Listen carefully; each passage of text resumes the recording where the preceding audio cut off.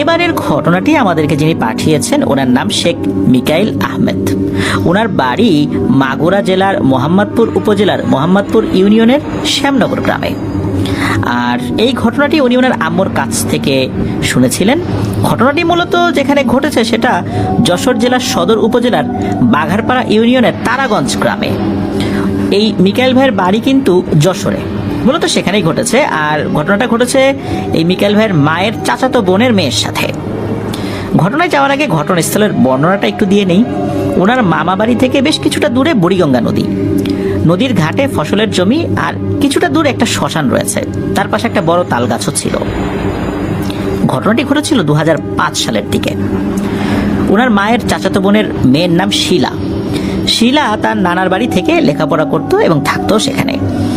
বুড়িগঙ্গা নদীর ঘাটে ফসলের জমিতে আগে বেলে শাক পাওয়া যেত, খেতে অনেক ভালো লাগতো।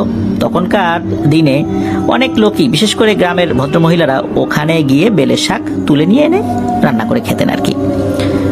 শিলা এবং তার খালা, তার নাম হচ্ছে মারিয়া, এই শিলা এবং মারিয়া খালা দুজন একসাথে ভর দুপুরবেলা শাক তুলতে যায়। শিলা এবং মারিয়া খালা বেশ কিছুক্ষণ শাক তোলার পর মারিয়া খালা শিলাকে বাড়ি যেতে বলে এবং বলেন যে অনেক শাক তো তুললাম, চল এখন বাড়ির দিকে যাই। শিলাকে তার খালা দেখে যে শাক তুলতে তুলতে প্রায় শ্মশান ঘাটের কাছাকাছি চলে গেছে। শিলা তার খালাকে বলে যে আমার শাক তোলা হয় নাই, আমি আরো শাক তুলবো, তুমি যাও তো বাড়ি। শিলার খালা বলেন, মানে মারিয়া খালা বলেন, যে এখানে তোকে একা রেখে আমি যেতে পারি? জায়গাটা ভালো না, এখন তোকে এই বিষয়ে বিস্তারিত বলতে পারবো না, চল চল চল আমার সাথে চল। মারিয়া খালা শিলাকে জোর করার পরও শিলা যেতে চায় না কোনো একটা কারণে। মনে হচ্ছে শিলার যেন শাক তোলার এমন নেশা লেগেছে যে কোনোভাবেই সেই নেশা থেকে সে বের হতে পারছে না। এদিকে বিকাল হয়ে এসেছে। বারবার শিলাকে বলার পরও যখন শিলা আসে না, মারিয়া খালা খুব রাগান্বিত হন, বিরক্ত হন, রাগ করে শিলাকে ওখানে রেখে বাড়িতে চলে আসেন। এর বেশ কিছুক্ষণ পর শিলা কাঁদতে কাঁদতে বাড়িতে ফেরত এসে নানির কাছে নালিশ দেয়। নালিশ এইটা বলে দেয় যে মারিয়া খালা নাকি শিলাকে একটি কচা গাছের ডাল ভেঙে মারতে গিয়েছিলেন এবং খুব বকাঝকা করছেন। এই কথা শোনার পর নানি এই মারিয়া খালাকে বলে, নেই এই একটা কাজ হইল, শিলাকে তুই এই কাজটা করলি কেন? কচা গাছের ডাল ভেঙে মারতে গেছিস কেন? এটা শোনার পর মারিয়া খালা তো অবাক, এটা কিভাবে সম্ভব? উনি তো অনেক আগে চলে আসেন, এটা তো নানিকে বলছেন। মারিয়া খালা বেশ রাগও করেন এই ভেবে যে শিলা তার নামে একটা মিথ্যা নালিশ করেছে। উনি তো শিলাকে বলছেন, শিলা কাজটা তো ভালো হলো না, আমি তোকে কখন এই কচা গাছের ডাল ভেঙে মারতে গেলাম? শিলা তো বলছে, না তুমি আমাকে মারতে গেছোই, তুমি অবশ্যই মারতে গেছো। কোনোভাবেই শিলা মানতে নারাজ যে মারিয়া খালা আগে চলে আসে। এদিকে মারিয়া খালাও বলছেন যে উনি আগে চলে আসছেন। মারিয়া খালার কাছে খারাপ লেগেছে এই ভেবে যে শিলা এরকম একটা কথা তার মায়ের কাছে বলল। তার মা বলতে মানে মারিয়া খালার মা আর কি, শিলার নানি। আর শিলার নানিও মারিয়া খালাকে বকাঝকা করতেছেন। তো একটা পর্যায়ে শিলা বলছেন, আমার কাছে প্রমাণ আছে, চলো ওই কচা গাছের ডাল ওইখানেই ভেঙে পড়ে আছে, চলো আমি দেখাবো।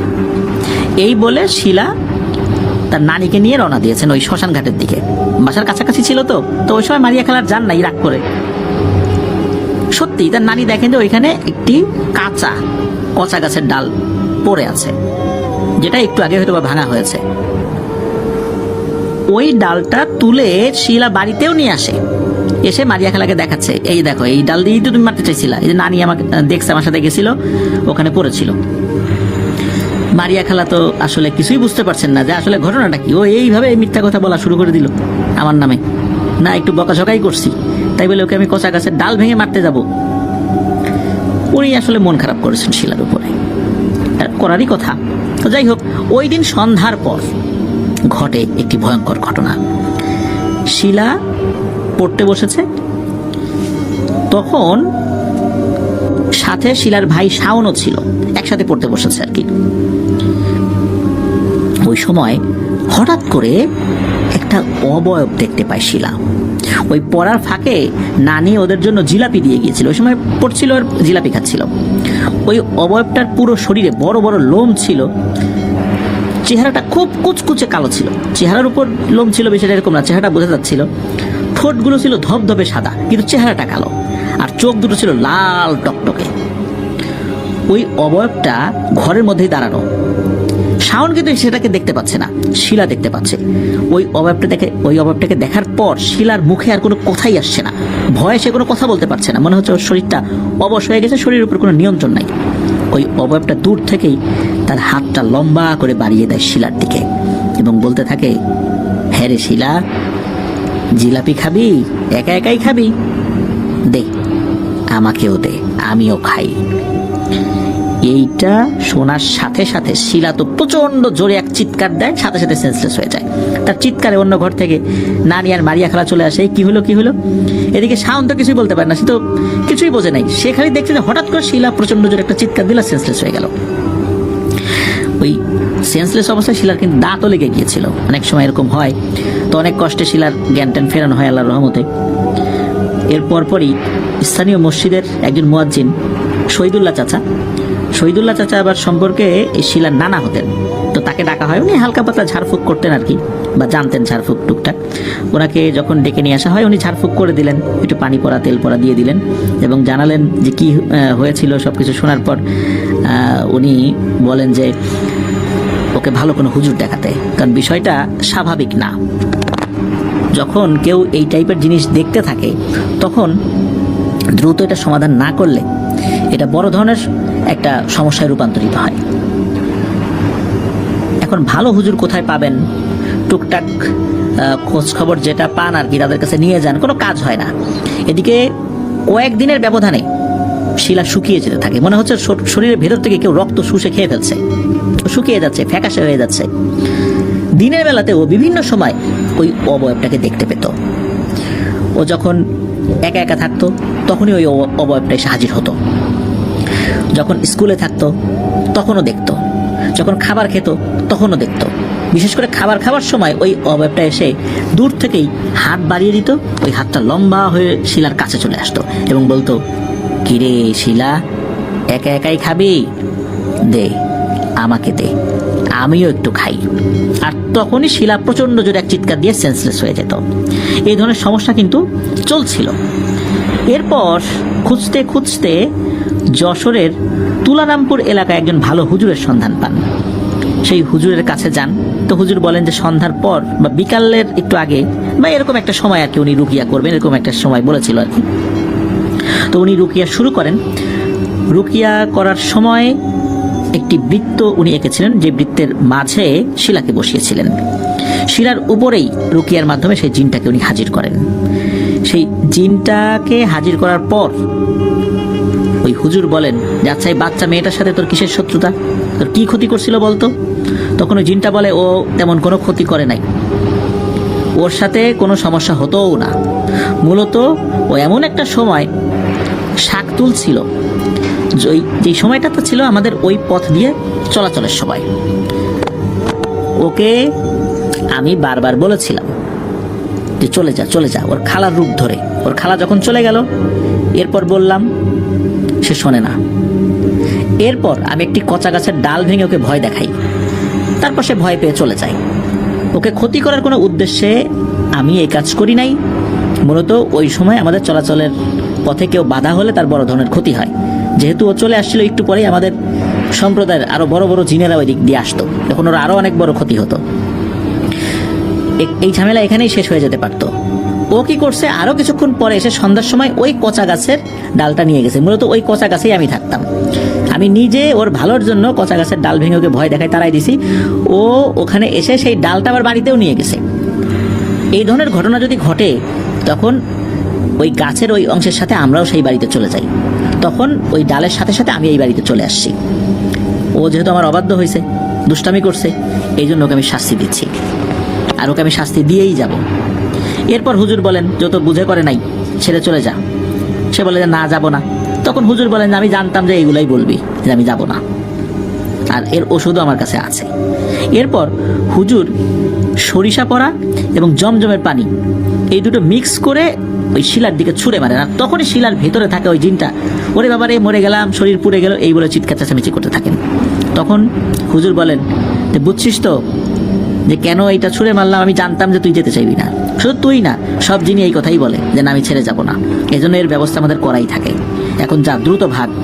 আর যাওয়ার সময় এখানে একটা কলস আছে, এই কলসটা নিয়ে সোজা শ্মশানঘাট পর্যন্ত যাবি, তারপর শ্মশানঘাটের ওইখানে এটা ফেলে দিবি, এটা আমরা সবাই দেখবো, যা। তখন কি হয়, ওই পাশে একটা রান্নাঘর ছিল, রান্নাঘরে একটা কলস ছিল, ওই কলসটা একে একে শূন্যে উঠে যায় এবং শূন্যে ভাসতে ভাসতে ওই কলসটা চলে যেতে থাকে মাঠের ভিতর দিয়ে ওই শ্মশানঘাটের ওই দিকটাতে। ওই সময় তো আসলে সন্ধ্যা বা রাত হয়ে গিয়েছিল, পরবর্তীতে খুব বেশি দূরে দেখা যায় না, দিনের বেলা গিয়ে দেখা গেল ওই শ্মশানঘাটের কাছাকাছি একটা জায়গায় কলসটা ভেঙে পড়ে আছে, মানে উপর থেকে ছেড়ে দিয়েছে, পড়ে গেছে। মূলত যখন ওই অবয়বটা শিলার শরীর থেকে বের হয়ে যায় তখন শিলা সেন্সলেস হয়ে গিয়েছিল, এরপরে কিন্তু ওই কলসটা শূন্যে উঠে যায় এবং ভাসতে ভাসতে ওই দিকটাতে চলে যায়। তা আল্লাহর অশেষ রহমতে এরপরে শিলার সাথে আর কোনো ধরনের ভয়ঙ্কর ঘটনা ঘটেনি। প্রিয় লিসেনার্স, এই ঘটনা থেকে কিন্তু আমরা একটা জিনিস শিক্ষা পেলাম, সেটা হচ্ছে যে কোনো গাছ বা এই টাইপের কোনো জিনিস যেগুলোতে আসলে জিনের প্রভাব রয়েছে, সেই গাছের কোনো ডাল বা সেই গাছ দিয়ে তৈরি কোনো আসবাবপত্র যদি কেউ ব্যবহার করে, তখনও কিন্তু ওই জিনগুলো ওই জিনিসটার সাথে সাথে চলে আসতে পারে। এই টাইপের একটা ছোট্ট ঘটনা আমাকে আমাদের মডারেটর বদরুজ্জামান রাকিব বলেছিলেন। ওদের বাড়িতে একটা আলমিরা আছে, গভীর রাত্রে এখনো ওই আলমিরার মধ্যে কি যেন খটখট খটখট শব্দ করে। মূলত যে গাছ থেকে ওই আলমিরাটা তৈরি করা হয়েছিল সেই গাছের সমস্যা ছিল। এরপর ওই গাছ দিয়ে যখন এরকম একটা আসবাবপত্র তৈরি করা হয়, এরপর থেকেই ওই আসবাবপত্রের মধ্যে গভীর রাত্রে খটখট খটখট শব্দ হয়। ওনারা অনেক চেষ্টা করেছেন এটা সমাধান করার জন্য, এক জায়গা থেকে আরেক জায়গায় সরিয়েছেন, তাতেও কিচ্ছু হয় না। এমনকি খটখট করা অবস্থাতেই ওনারা দৌড়ে গিয়ে ওইটার পাল্লা খুলেছেন, তখনও কিছু দেখা যায় নাই।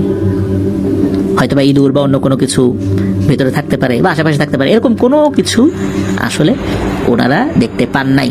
বহু বছর ধরে এই সমস্যা এখনো চলছে, কিন্তু ঘটনাটি খুব ছোট, তো এই জন্য বদরুজ্জামান রাকিব বলেছেন যে ভাই আসলে এটা এত ছোট ঘটনা, 2 মিনিটে হয়ে যায়, তো এটা আসলে যে দিব লিসেনারদের কাছে তো ভালো লাগবে না। তখন আমি বলেছিলাম কোনো একটা ঘটনার রেফারেন্স হিসাবে এই ঘটনাটি আপনাদের সামনে উপস্থাপন করব কিনা। তখন এই চিন্তা যেহেতু মাথায় আমার আসে, আজকের এই ঘটনার প্রেক্ষাপটে ঘটনাটি আপনাদের সামনে উপস্থাপন করলাম। ঘটনাটি একদম ছোট, নিশ্চয়ই বুঝতে পেরেছেন, বলতে গেলে 2 মিনিটও লাগতো না।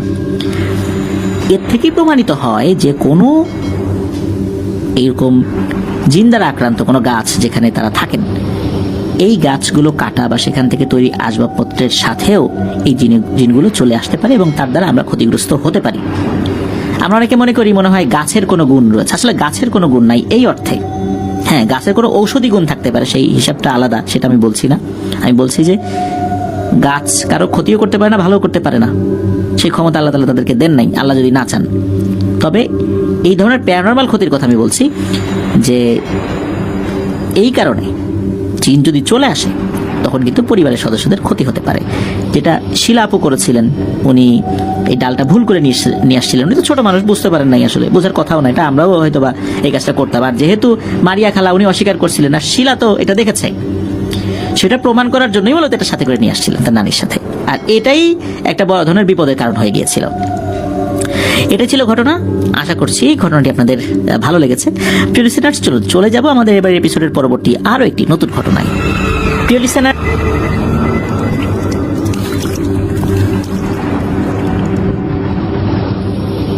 আবারও স্বাগতম জানাচ্ছি প্রিয় লিসেনার্স আমাদের 141তম এপিসোডের নতুন আরো একটি ঘটনায়।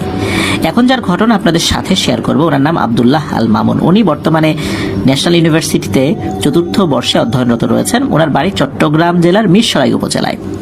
গ্রামের নামটি আমাদেরকে উনি জানিয়েছেন, তবে সঙ্গত কারণে গ্রামের নামটি আমরা প্রকাশ করতে পারছি না। কেন পারছি না? ঘটনাটি শোনার পর আপনারা কিছুটা হলেও আঁচ করতে পারবেন।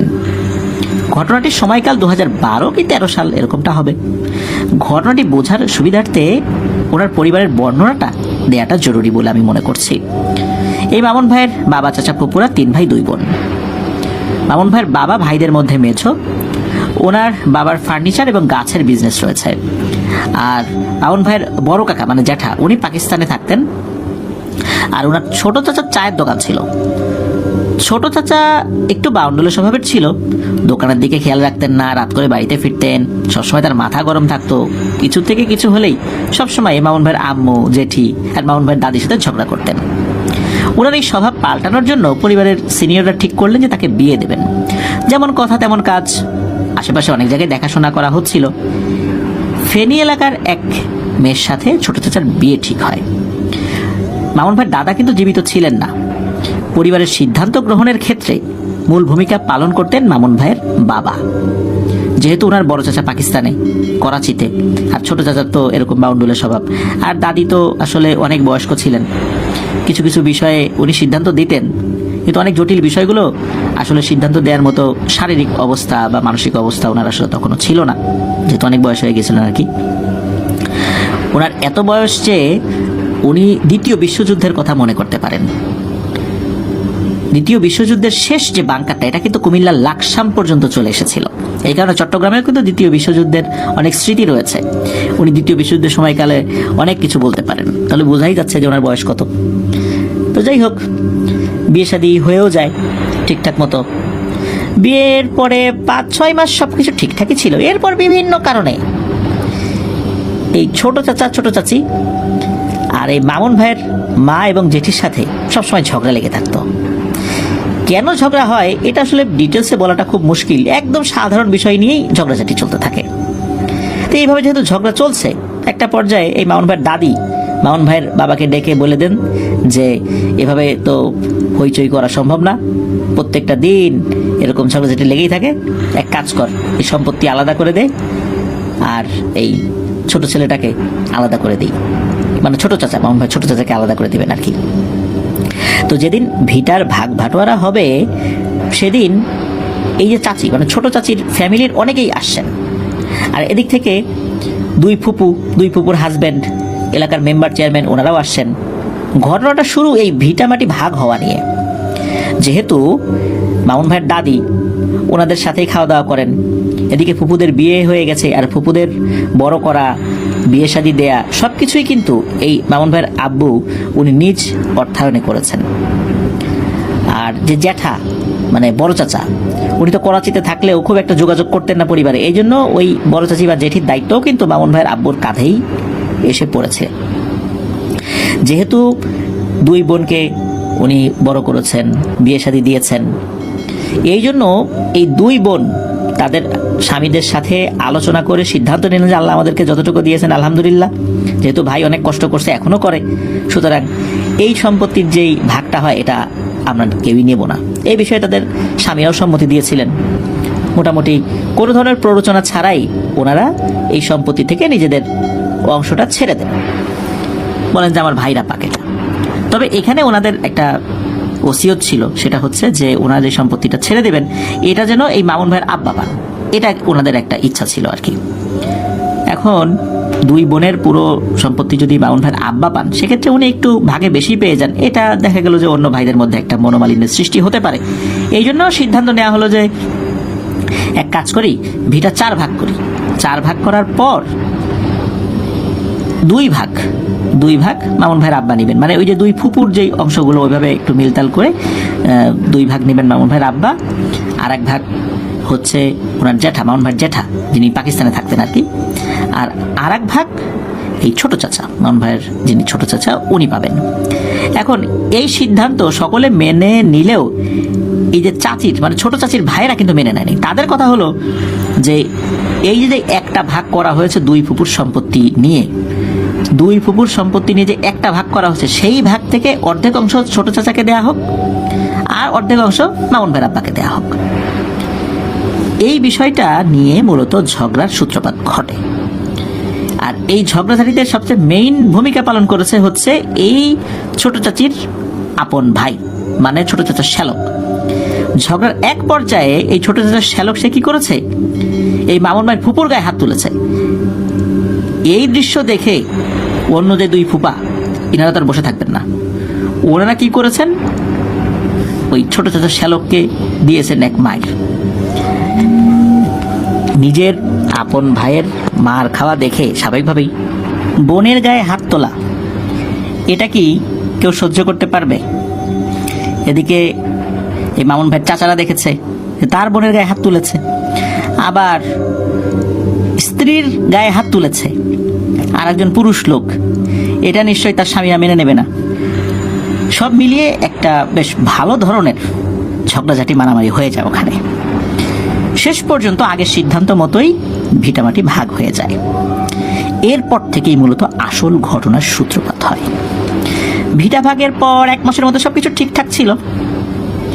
ঘটনা শুরুর আগে একটা অদ্ভুত ঘটনা ঘটে। তা হলো, ওনাদের বাড়ির চারদিকে একদিন সকালবেলা ছাই আর পানি দিয়ে গোলালে যেরকম একটা মিশ্রণ হয়, ওই রকম বিভিন্ন জায়গায় ছিটিয়ে ছিটিয়ে গন্ডির মতো আঁকা চারদিকে। ওনারা প্রথমে মনে করেছেন হয়তোবা কোনো পাখি বা এই টাইপের কোনো কিছুর মলমূত্র হতে পারে, এরকম চিন্তা করেছেন আর কি। প্রথম ঘটনা ঘটে মূলত এই মামুন ভাইয়ের জেঠি মানে বড় চাচির সাথে।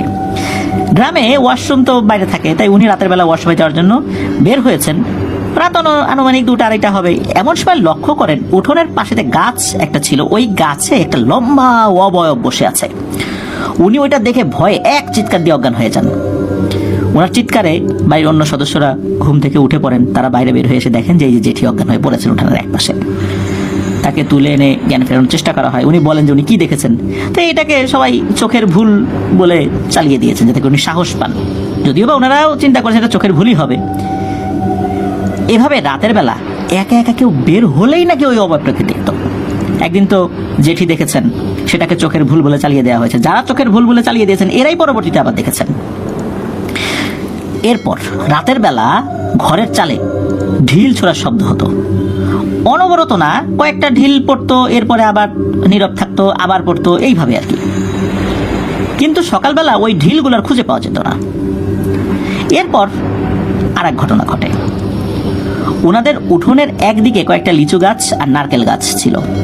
এই গাছগুলো হঠাৎ করে মারা যেতে থাকে। একের পর এক সুস্থ গাছ 1 সপ্তাহের মধ্যে মারা যায়। এরপর পুকুরের মাছ মারা যেতে থাকে। মামুন ভাইয়ের আব্বুর ব্যবসায় লোকসান হতে থাকে একের পর এক। সবার টনক নড়ে তখন যখন ওনার আব্বুর এমন একটা অ্যাক্সিডেন্ট হয় যেটা বেশ রহস্যময়। একটুর জন্য ওনার আব্বু বেঁচে গিয়েছিলেন, কিন্তু পায়ে প্রচন্ড চোট লেগেছিল। অ্যাক্সিডেন্টটা ছিল এরকম যে উনি দোকান থেকে ফিরে আসার সময় রাস্তার পাশে গাড়ির জন্য দাঁড়িয়েছিলেন। ওই সময় একটা পিকআপ ট্রাক সে রাস্তার একটা ভালো জায়গা দিয়েই যাচ্ছিল। হঠাৎ করে কি করে পিকআপটা এলোমেলো চলা শুরু করে এবং এই মামুন ভাইয়ের আব্বুর গায়ে তুলে দেয়। উনি কি করেছেন, পায়ে আঘাত পাওয়ার পরেই এক সাইডে পড়ে গেছেন। আল্লাহর রহস্যের মতো ওনার গায়ের উপর দিয়ে উঠে যায় নাই। আর মামুন ভাইয়ের আব্বুকে মিস করার পর ওই পিকআপটা রাস্তার এক পাশে অনেকটা খাদের মধ্যে চলে গেছে।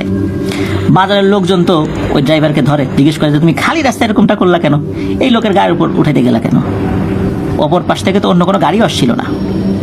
তখন ওই ড্রাইভার একটা রহস্যময় ব্যাপার বলে। সেটা হলো, ড্রাইভার বলে হঠাৎ করে নাকি তার সামনে একটা লোক চলে আসছে, আর ওই লোকটাকে বাঁচানোর জন্য উনি এক সাইডে যখনই গাড়ি ব্রেক করেছেন বা সাইডে নিয়েছেন তখনই মূলত এই মামুন ভাইয়ের আব্বার গায়ে ধাক্কা লেগেছে।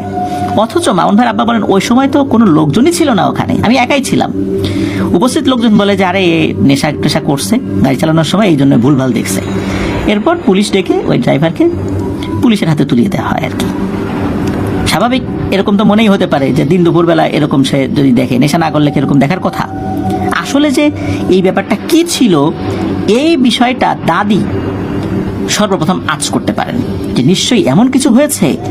একের পর এক এই সমস্যাটা হচ্ছে। ভর দুপুরে মানুষকে এইভাবে মেরে ফেলার ভয়ঙ্কর কোনো একটা বান হয়তো মারা হতে পারে, এরকম চিন্তা করেছেন উনি। এদিকে মামুন ভাইয়ের আব্বা উনি আবার এসব জাদু টোনায় খুব একটা বিশ্বাস করতেন না। যেহেতু বিশ্বাস করতেন না, ওনার দাদি কয়েকবার বলার পরও এগুলো নিয়ে আসলে কোনো ভ্রুক্ষেপ করেন নাই। বাধ্য হয়ে ওনার দাদি সিদ্ধান্ত নিলেন যা করার উনিই করবেন। যেহেতু অনেক আগের মানুষ উনি এসব বিষয় মোটামুটি বুঝতে পারতেন। তবে বুঝতে পারলেও আসলে বয়স তো অনেক হয়ে গিয়েছিল, এই কারণে অতটা উনি ঠাহর করতে পারেন নাই।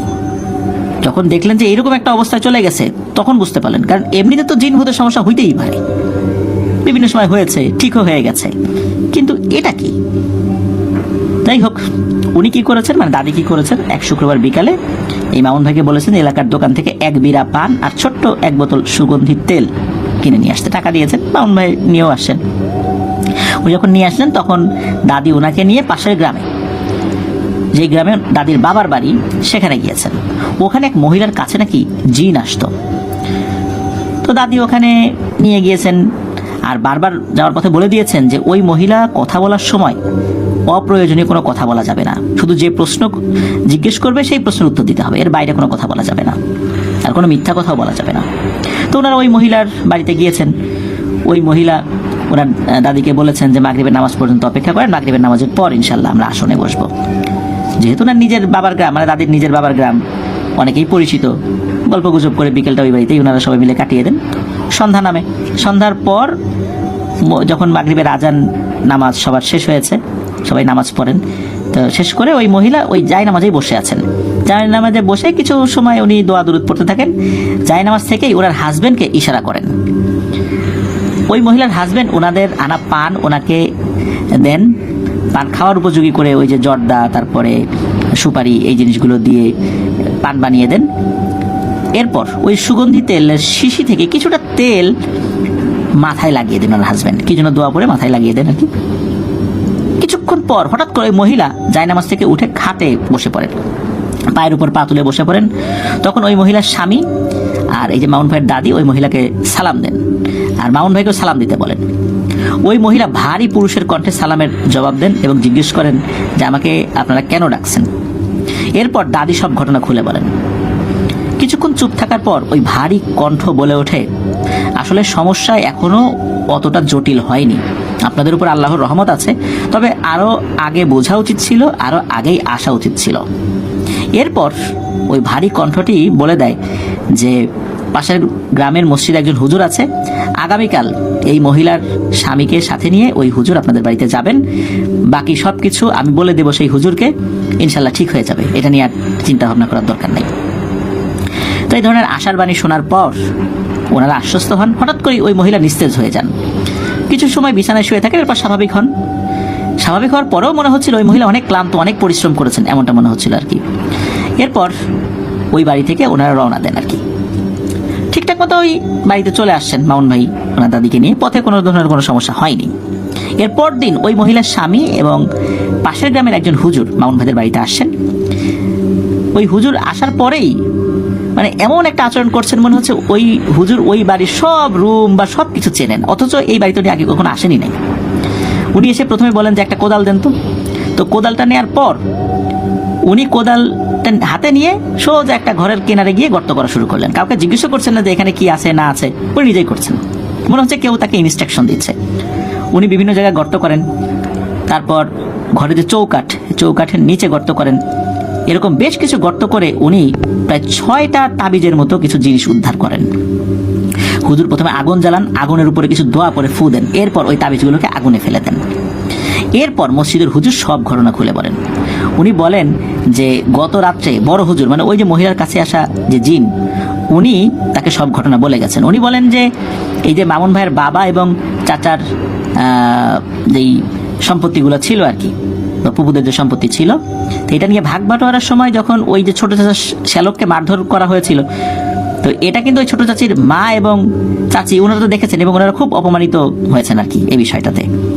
তাই ওনারা ভয়ঙ্কর এক ব্ল্যাক ম্যাজিকের আশ্রয় নিয়েছিলেন। মূলত পরিবারের সদস্যরা যখন কাপড় চোপড় ধুয়ে শুকাতে দিয়েছেন, তখন ওই কাপড় থেকে কিছু সুতা নিয়ে ব্ল্যাক ম্যাজিক করা হয়। শুধু যে সুতা তা কিন্তু না, পরিবারের প্রত্যেক সদস্যেরই ব্যবহৃত বিভিন্ন জিনিস নিয়ে এক তান্ত্রিকের কাছে তারা দেন এবং কালো জাদু করান। হুজুর এটাও বলেন যে ভাগ্য ভালো ওই তান্ত্রিক এতটা শক্তিশালী না, অত তন্ত্রমন্ত্র জানে না, যতটুকু জানে তাতেই এই অবস্থা। আপনারা যদি কোনো শক্তিশালী তান্ত্রিকের খপ্পরে পড়তেন তাহলে কি অবস্থা হতো। আর বাড়ির উপর বিভিন্ন জিন চালান করে দেওয়া হয়েছিল যাতে করে আস্তে আস্তে ক্ষতি হয়। আর ওরা যে পরিমাণ উপকরণ মানে ব্ল্যাক ম্যাজিকের উপকরণ সংগ্রহ করেছিল, তাতে এই পরিবারকে একদম ডিস্ট্রয় মানে ধ্বংস করে দেওয়ার জন্য যথেষ্ট। ওই জিনগুলোই বলতো রাস্তার পাশে যখন মামুন ভাইয়ের আব্বু দাঁড়িয়েছিলেন, তখন ওই ড্রাইভারকে হিপনোটাইজ করে একটি দুর্ঘটনা ঘটানোর চেষ্টা করেছিল। আল্লাহর রহমতে মামুন ভাইয়ের আব্বা বেঁচে গিয়েছিলেন, পায়ে আঘাত লেগেছিল, তবে তেমন কোনো ক্ষতি হয়নি। আর বড় ধরনের যে ব্ল্যাক ম্যাজিকগুলো সেগুলো নাকি ওই বাড়ির গাছের উপর দিয়ে গিয়েছে, যার কারণে গাছগুলো মারা গিয়েছে। চালে ঢিল মারা, তারপর ওই যে গাছের ডালে বসে থাকা, এগুলো কিন্তু ওই জিনেদেরই কাজ ছিল। তো হুজুর বেশি বেশি করে বাড়িতে নামাজ পড়তে বলেন, তারপরে জিকির আজগার করতে বলেন, কোরআন তেলাওয়াত করতে বলেন, এবং হুজুর ওই বাড়িটা বন্ধ করে দেন। হুজুর যাওয়ার সময় এই মামুন ভাই জিজ্ঞেস করছেন, আচ্ছা বড় হুজুরটাকে? তখন ওই হুজুর হেসে বলেন, বড় হুজুর হচ্ছে ওনার ওস্তাদ, মানে এই হুজুর উনি বিভিন্ন রুকিয়া শিখেছেন ওই জিনের কাছ থেকে। আর ওই জিন নাকি ওই যে যিনি ভদ্র মহিলা ওনার বাবার বন্ধু জিন, কোনোভাবে ওই জিনের সাথে ওই ভদ্র মহিলার বাবার খুব ভালো একটা সম্পর্ক হয়েছিল। এরপর ওই জিন ওই ভদ্র মহিলার বাবাকে দিয়ে বিভিন্ন ধরনের রুকিয়া, বিভিন্ন ধরনের ট্রিটমেন্ট করাতেন।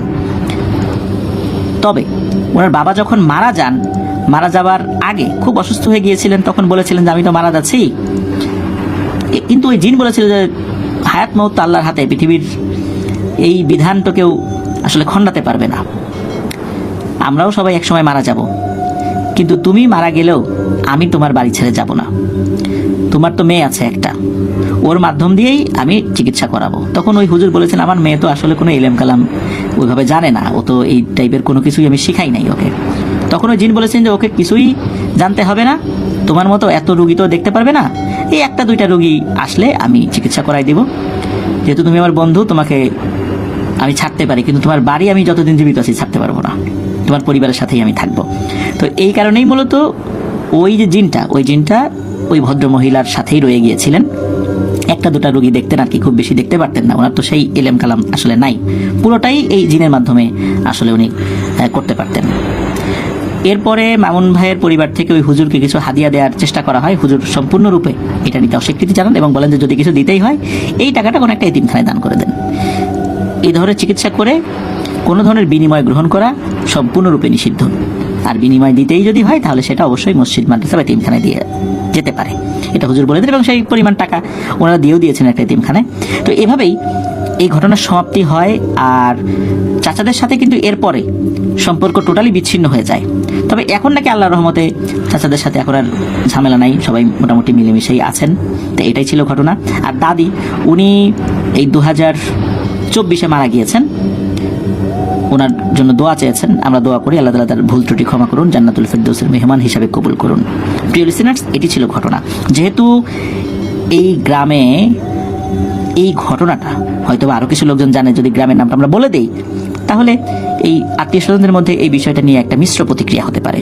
মূলত এই কারণেই আমন ভাই বলে দিয়েছেন গ্রামের নামটা যেন আমরা না বলি, এই জন্যই আমরা বলি নাই। আশা করি লিসেনাররাও বুঝতে পেরেছেন এখন যে কেন বলি নাই আমরা। তো প্রিয় লিসেনার, চলুন আমরা চলে যাব আমাদের এবারের 141তম এপিসোডের পরবর্তী আরও একটি নতুন ঘটনায়। আবারও স্বাগতম।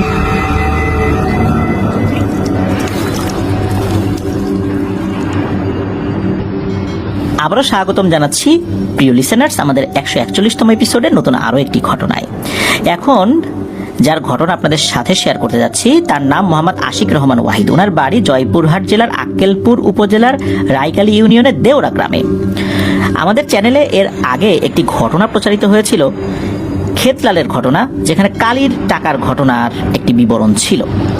মূলত এই ঘটনাটি যখন ওনার গ্রামের লোকজন শুনেছেন, উনি শুনেছেন, এরপরেই একটি ঘটনা পাঠানোর জন্য উনি অনুপ্রাণিত হন এবং বিভিন্ন লোকের কাছ থেকে এই ঘটনা সম্পর্কিত কিছু তথ্য সংগ্রহ করেন। চলুন ঘটনাটি শুনে আসি। ঘটনাটি দুই ভাগে বিভক্ত। একটি অংশ বহু আগের, সেই রাজা, সেই ব্রিটিশ পিরিয়ডের সময়কার, আর আরেকটি অংশ ওনার পরিবারের সাথে ঘটে যাওয়া। অনেক আগে যখন পাল রাজাদের শাসন চলছিল এই বাংলায়, তখন একটি ঘটনা এখানে ঘটে। এই গ্রামের নাম হচ্ছে দেওরা। একটা সময় পাল রাজবংশের রাজার যে রাজ্যগুলো বিভিন্ন জায়গায় বিস্তৃত ছিল, এখানে একজন রাজা ছিল, তার নাম হচ্ছে দেওপাল। অনেকে তাকে ভূতপাল বলতো। তার আসল নাম কি এই বিষয়ে এখন ওইভাবে জানা যায় না। এই দেওপাল বা ভূতপাল রাজা কেন বলা হতো? কারণ হচ্ছে উনি দেও বা ভূত নাকি পালতেন। মূলত এই কারণেই এই গ্রামের নাম হয়ে গেছে দেওরা। এই ভূতপাল যিনি রাজা ছিলেন, তার নাকি অনেকগুলো দেও বা ভয়ঙ্কর শক্তিশালী জিন ছিল বা ভূত ছিল। কোনো এক সময় নাকি এক রাত্রেই 48 গন্ডা পুকুর খনন করা সম্ভব ছিল সেই দেওদের পক্ষে। আগে তো পানির অনেক সংকট ছিল, বিভিন্ন জায়গায় পুকুর খনন করতে হতো। এই রাজা নাকি এই দেওদেরকে দিয়ে সেই পুকুর খনন করাতেন। তো যাই হোক, এরকম আরো অনেক ঘটনা, ছোট ছোট ঘটনা আছে আর কি। তবে কালক্রমে রাজার যেই রাজবাড়িটি মাটির নিচে চলে গেছে, সেখানে ফসলি জমির মতো হয়ে গেছে আর কি। তো ঘটনা এখন যেটা শেয়ার করতে যাচ্ছি, এই ঘটনাটা 1890 সালের দিকে ঘটেছিল বলে শোনা যায়। একজন প্রতিবেশী দাদি ছিলেন, সবাই তাকে বোতার বুড়ি বলে ডাকতেন। তো ঘটনাটি ঘটেছিল সেই দাদির বাবার সাথে। সেই দাদির বাবার নাম সঠিক আসলে কারোরই জানা যায় না, কারো জানাও নাই। তো ঘটনা বলার সুবিধার্থে এবং বোঝার সুবিধার্থে আমরা বড় বাবা বলে ডাকি, তাহলে বুঝতে সুবিধা হবে। এই বড় বাবা ছিলেন একজন কৃষক মানুষ, কৃষি কাজে তার আয়ের প্রধান উৎস ছিল। তো একদিন মাঠে উনি কাজে গিয়েছেন। সেই রাজবাড়ির যে ঘরটা অনেকটা মাটির নিচে চলে গিয়েছে আর কি, তো ওইখানটাতে গিয়েছেন আর কি। তো ওখানে যখন উনি জমিতে আইল কাটতে যাবেন, কোদাল চালিয়েছেন, তখন হঠাৎ করে ঠং করে একটা শব্দ হয়েছে। প্রথম দিকে উনি আসলে এই শব্দটা শোনার পর খুব একটা কিছু বুঝতে পারেন নাই। এরপর যখন আবার কোদালের কোপ দিয়েছেন, আবারও ঠং করে শব্দ হয়েছে। তখন চিন্তা করেন কি ব্যাপার, নিচে ধাতব কোনো কিছু আছে নিশ্চয়ই। এরপর উনি মাটি খুঁড়তে খুঁড়তে যখন কিছুটা খুঁড়েছেন, হঠাৎ করে একটা অদ্ভুত জিনিস দেখতে পান মাটির নিচে সুন্দর করে সাজিয়ে রাখা 7টা ড্যাগের মতো। মূলত মাটি সরানোর সাথে সাথে দেখতে পান যে এত সুন্দর করে 7টা ড্যাগ এক জায়গায় রাখা হয়েছে, আপনি মনে হচ্ছে যে ওনার সামনে এটা চলে এসেছে। উনি কি করেছেন, এই জিনিসটা যখন আরো কাছে গিয়ে দেখার চেষ্টা করেছেন, হঠাৎ করে ভূমিকম্পের মতো মাটি কাঁপতে থাকে আর ঝনঝন শব্দ করে ওই মাটির উপর যে ডেকগুলা উনি দেখেছিলেন, উপরে বলতে আসলে কিছুটা ক্ষণ করার পর যেগুলো দেখেছিলেন আর কি, ওগুলো আবার মাটির নিচে চলে যাওয়ার সাথে সাথে ঠিক উনি যতটুকু গর্ত করেছিলেন আবার ওইরকম হয়ে যায়, অতটুকুই গর্ত। এরপর বাড়িতে এসে এই বিষয়টা সকলের কাছে শেয়ার করেন। কেউ বিশ্বাসই করতে চায় নাই। ওই রাত্রে উনি যখন ঘুমিয়েছেন, তখন একটা অবয়ব আসে। অবয়বটার চেহারা ওনার নাকি খুব ভালো মনে নাই, খুব ভয়ঙ্কর না এরকম কোনো কিছু চেহারা ভালো বুঝতেও পারেন নাই। স্বপ্নে ওই অবয়বটা এসে বড় বাবাকে বলে, দেখ তুই তো আমাকে দেখে ফেলেছিস, যাক দেখেই যেহেতু ফেলেছিস, আর আমাদেরকে যদি কেউ দেখে ফেলে তখন আমাদের উপর একটা দায়িত্ব এসে বর্তায়। তুই কালকে তোর বাড়িটা খুব সুন্দর করে পরিষ্কার করে রাখবি, আমি আসবো, তোর কাছে থাকবো, কিন্তু খবরদার এই বিষয়ে কাউকে বলবি না। স্বপ্নে বলা কথা অনুযায়ী পরের দিন বাড়িটা উনি খুব সুন্দর করে পরিষ্কার করেছেন, কাউকে কিছু বলেন নাই। বাড়ির সদস্যরা যদি কেউ কিছু জিজ্ঞেস করেছে, বলছে এমনি পরিষ্কার করতেছি, পরিষ্কার করে রাখা ভালো না। গভীর রাত্রে ঝনঝন ঝনঝন শব্দ করতে করতে নাকি ওনার যে ঘরটা ছিল সেই ঘরের মেঝে ফেটে ওই টাকার কলসগুলো উঠে আসে। এরপর থেকে বেশ ভালোই দিনকাল কাটতে থাকে। যেই মানুষের আসলে কষ্টে কষ্টে দিন কাটছিল, হঠাৎ করে তার জীবনযাপনের পরিবর্তন সকলেরই তো চোখে লেগে যায়, তাই না? ঘটনাটা কিন্তু ঘটেছিল রোজার ঈদের পরে, আর মাসখানেক এভাবে কেটে গেছে। এদিকে কোরবানির ঈদও সামনে চলে আসছে। আর তার বন্ধু বান্ধবরা বুঝতে পারে না ঘটনা কি, এর এত উন্নতি কিভাবে হচ্ছে, এত জাঁকজমকপূর্ণ চলাফেরা, এত ভালো ভালো খাবার দাবার। কয়েকদিন আগেই মানুষের বাড়িতে দিনমজুরের কাজ করত, কৃষিকাজ করে কোনো রকমের জীবনযাপন করত, এখন এত উন্নতি কিভাবে হচ্ছে? তো বন্ধু বান্ধবরা তো বিভিন্নভাবে তাকে জিজ্ঞেস করেছে, উনি তো বলেন নাই। তো এক বন্ধু তাকে এমন ভাবে ধরেছে, শেষ পর্যন্ত উনি বলে দিয়েছেন যে এই ব্যাপার, আমি এরকম এরকম জিনিস পাইছি। তখন ওই বন্ধু তাকে একটা কুবুদ্ধি দেয়, মূলত হিংসার বশবর্তী হয়ে সেই বুদ্ধিটা দিয়েছিল। সে বন্ধু বুদ্ধি দেয় যে শোন, এই জিনিস কিন্তু সবসময় থাকে না, একটা ভুল করবি এই জিনিস চলে যাবে। এমন একটা বুদ্ধি আছে, যেই বুদ্ধি যদি তুই শুনিস বা করিস, সেই অনুযায়ী কাজ করলে এই জিনিসগুলো কখনোই যাবে না। ওই জিনটা চলে যাবে, কিন্তু ওই জিন এই মালগুলো নিতে পারবে না, সব তোর। শুনবি সেই বুদ্ধি?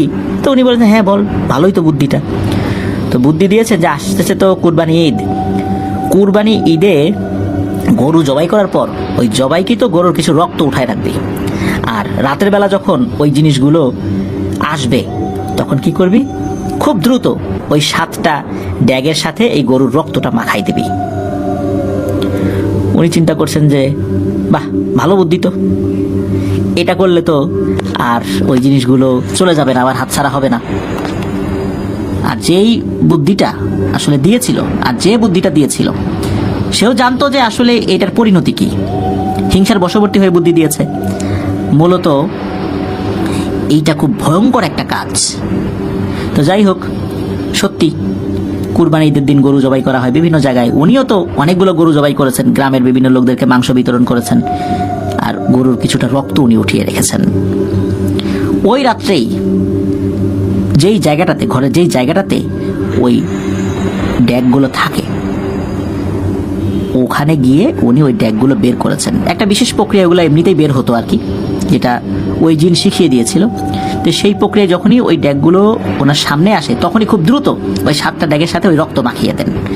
যখন এটা করেছেন সাথে সাথে মাটি কাঁপতে থাকে, ভূমিকম্প হতে থাকে, আর ভয়ঙ্কর শব্দে একটা আর্তনাদ হতে থাকে যে কি করলি তুই, তুই কি করলি, একটা কাজ করলি, আমি তোর উপকার করলাম, তুই এই পরিণতি করলি নিজের জন্য আর আমার জন্য, তুই আমার কি বড় ক্ষতি করলি, শুধু কি আমার ক্ষতি করলি, তুই তো তোর নিজেরও ক্ষতি করলি, হায় হায় এখন কি হবে।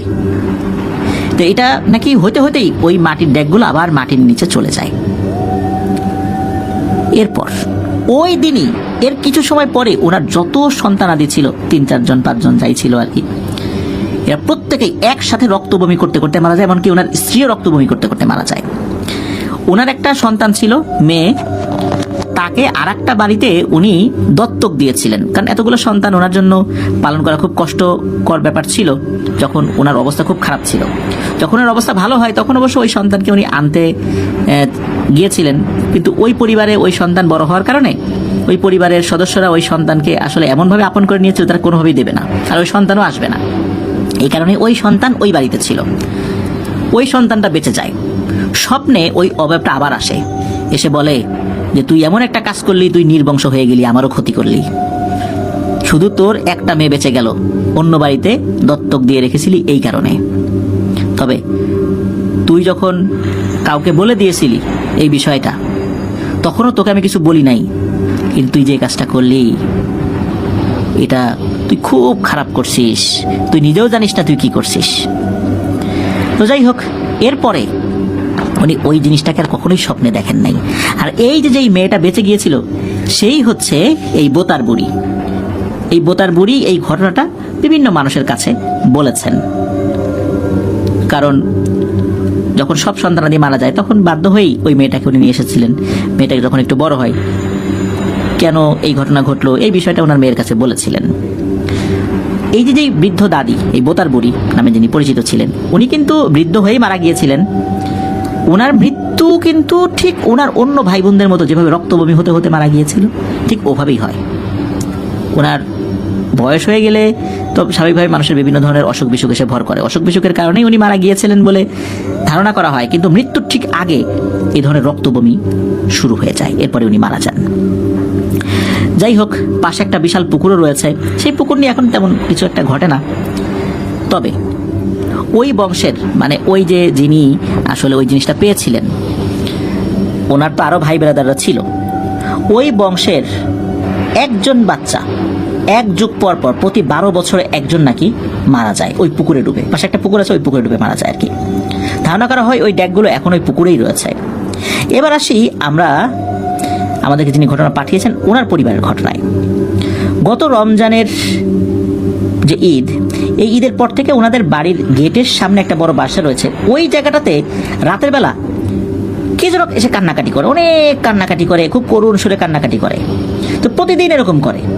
তো একবার কি হয়েছে যে আমাদেরকে যিনি ঘটনা পাঠিয়েছেন ওনার মা সাহস করে উঠেছেন, গেটের কাছে গিয়ে জিজ্ঞেস করছে, বাইরে কে কান্নাকাটি করে, কোনো উত্তর দেয় না। তো উনি রাগ করে এই গেট খুলতে যাবেন, হঠাৎ করে খপ করে ওনার হাত চেপে ধরেছে এই ওয়াহিদ ভাইয়ের আম্মা, মানে ওয়াহিদ ভাই যিনি আমাদের ঘটনা পাঠিয়েছেন কি তার আব্বা ওনার আম্মার হাত চেপে ধরেছেন। এই কোথায় যাবো এত রাত্রেবেলা, খবরদার বাইরে যাবা না। এরপরে ওনার পরিবারের সদস্যরা রাতের বেলা কিন্তু এই কান্নাকাটির শব্দে কখনোই বাইরে কেউ যান নাই। তবে মাসখানেক আগে আরেকটি ঘটনা ঘটে, সেটা হলো ওনাদের গ্রামে একজন মারা গিয়েছিলেন। তো ওনার ফুপু আসছিলেন, ওয়াহিদ ভাইয়ের ফুপু আসছিলেন সেই ব্যক্তিকে দেখতে। সেই ফুপু কিন্তু কালো জাদুতে আক্রান্ত, কেউ তাকে কালো জাদু করেছিলেন আর কি। তো ওনাকে অনেক কিছু মেনে চলতে হতো। তো উনি সেই বাড়িতে গিয়েছিলেন। বাড়িতে যাওয়ার পর ফুপুকে আবার একটা জিনে আসর করে। মূলত এই কালো জাদুর মাধ্যমে ওনার উপর একটা জিন চালান করে দেওয়া হয়েছিল। মৃত বাড়ি যাওয়ার পরই ওই জিন তার উপর আসর করে। তখন একটা কবিরাজের কাছে তাকে নিয়ে যাওয়া হয়। তো কবিরাজ আসন করে এই ফুপুর উপরে সেই জিনটাকে হাজির করে। যখন জিনটাকে হাজির করেছে তখন এক অদ্ভুত তথ্য জানতে পাওয়া যায়। সেটা হলো ওই জিনটা জানায় যে তার নাম নাকি কালী, সে এই পুকুরেই থাকে। তো সেই জিন বলে যে এই ওয়াহিদ ভাইয়ের পরিবারের জন্য নাকি তার সমস্যা হয়। এমনিতেও তো ফুপুর উপরে ব্ল্যাক ম্যাজিকের প্রভাব ছিল, কিন্তু ওইখানে আসার পর মানে ওই মৃত ব্যক্তির বাড়িতে যাওয়ার পর মূলত আগে থেকে চালান করা জিন আসতে পারে নাই কাছে, কিন্তু এই জিনটা তার উপর ভর করেছে। আর ওই জিনটা নাকি বলেছে যে এই ওয়াহিদ ভাইয়ের পরিবারকে একদম নির্বংশ করে দেবে। তখন কবিরাজ বলে যে দেখ, এত নাটক দেখিয়ে লাভ নাই, আসছিস ভালো কথা, তোর কি কারণে সমস্যা হয় বল, সেই সমস্যা যাতে সমাধান করা যায় সেই চেষ্টা করব। তখন ওই জিনটা বলে যে ওরা এদিক দিয়ে হাঁটাচলা করতে পারবে না, রাতের বেলা তো পারবেই না, দিনের বেলা খুব প্রয়োজনে যেতে পারে। আর যেহেতু আসর করেই ফেলেছে, এই রাত্রেই 1 কেজি দুধ এবং সুন্দর দেখে কয়েকখালি কলা এবং একটা নতুন গামছা রেডি রাখতে হবে, এবং এটার উপরে ওই যে বাসার ওই গামছার উপরে এই জিনিসগুলো রেখে চলে আসতে হবে, আর 1 বিড়া পান দিয়ে আসতে হবে। তো সত্যি ওই রাত্রে এটা করা হয়েছিল, আর ওই জিনটাও ফুপুকে ছেড়ে চলে গিয়েছিল। একটা অদ্ভুত ব্যাপার আমার সাথে শেয়ার করেন ওয়াহিদ ভাই, আমি যখন তার সাথে ফোনে কথা বলছিলাম, সেটা হচ্ছে যে এই জিনটা নাকি সত্যি এই পরিবারে এসে বড় ধরনের ক্ষতি করত, কিন্তু পারে নাই কেন? জিনটা যেই পথ দিয়ে এসে এই বাড়িতে ঢুকবে ওই পথে আব্দুল্লাহ নামক একটা পরহেজগার জিন থাকে। ওই জিনের কারণে সরাসরি সে এই বাড়িতে ঢুকে ক্ষতি করতে পারতো না। যেহেতু ওই পরিবারের একজন সদস্য ওই ফুপুকে সুযোগ বুঝে তার উপর আক্রমণ করেছে। আর এখনো নাকি ওই আব্দুল্লাহ নামক জিনটা ওই বাড়ির পাশেই থাকে, পাহারা দেয়, মূলত সেখানেই সে থাকে, আর আশেপাশে কোনো খারাপ জিনকে সে ঘেঁষতে দেয় না। তো এটাই ছিল ঘটনা। ধন্যবাদ জানাচ্ছি ওয়াহিদ ভাইকে, দারুণ একটি ঘটনা আমাদের সাথে শেয়ার করেছেন। প্রিয় লিসেনার্স, খেয়াল করেছেন যে আমরা ঘটনা বলছি কোনো একটা নির্দিষ্ট এলাকার, সেই এলাকার কোনো মানুষ সেই ঘটনা শুনে ওনারাও পাঠাতে উদ্বুদ্ধ হচ্ছেন। এভাবে সত্য ভয়ের ঘটনাগুলো আপনাদের সামনে বারবার উপস্থাপন করতে চাই, এবং আপনাদের পাঠানো ঘটনা নিয়েই আমরা আরো অনেকটা পথ এগিয়ে যেতে চাই। এই জন্য বলি, আপনারা ঘটনা পাঠানো কিন্তু বন্ধ করবেন না, লিখে বা রেকর্ড করে যে কোনোভাবেই ঘটনা পাঠাতে পারবেন afnandahorrorworldbd@gmail.com এই ইমেল অ্যাড্রেসে। স্পেলিংটা আমি বলে দিচ্ছি, afnanthehorrorldbd@gmail.com। স্পেলিংটা আমরা আমাদের ভিডিওর ডেসক্রিপশনে দিয়ে রেখেছি, সেখানে গিয়ে স্পেলিংটা চেক করে নিতে পারবেন। প্রিয় লিসেনার্স, আমাদের ফেসবুক পেজ এবং গ্রুপ রয়েছে আফনান দ্য হরর ওয়ার্ল্ড নামে। যারা আমাদের ফেসবুক পরিবারের সদস্য এখনো হননি তাদের জন্য বলছি, আপনারা আপনাদের মূল্যবান মতামতগুলো আমাদের ফেসবুক পেজে কমেন্ট করে এবং ফেসবুক গ্রুপে পোস্ট করে জানাতে পারবেন। আর এই ভিডিওর কমেন্ট সেকশন তো রয়েছে, সেখানে গিয়েও কোন ঘটনা ভালো লাগছে সেটা জানাতে পারবেন। চলুন প্রিয় লিসেনার্স, চলুন আমরা চলে যাব আমাদের এবারের এপিসোডের পরবর্তী আরো একটি নতুন ঘটনায়। আবারও স্বাগত।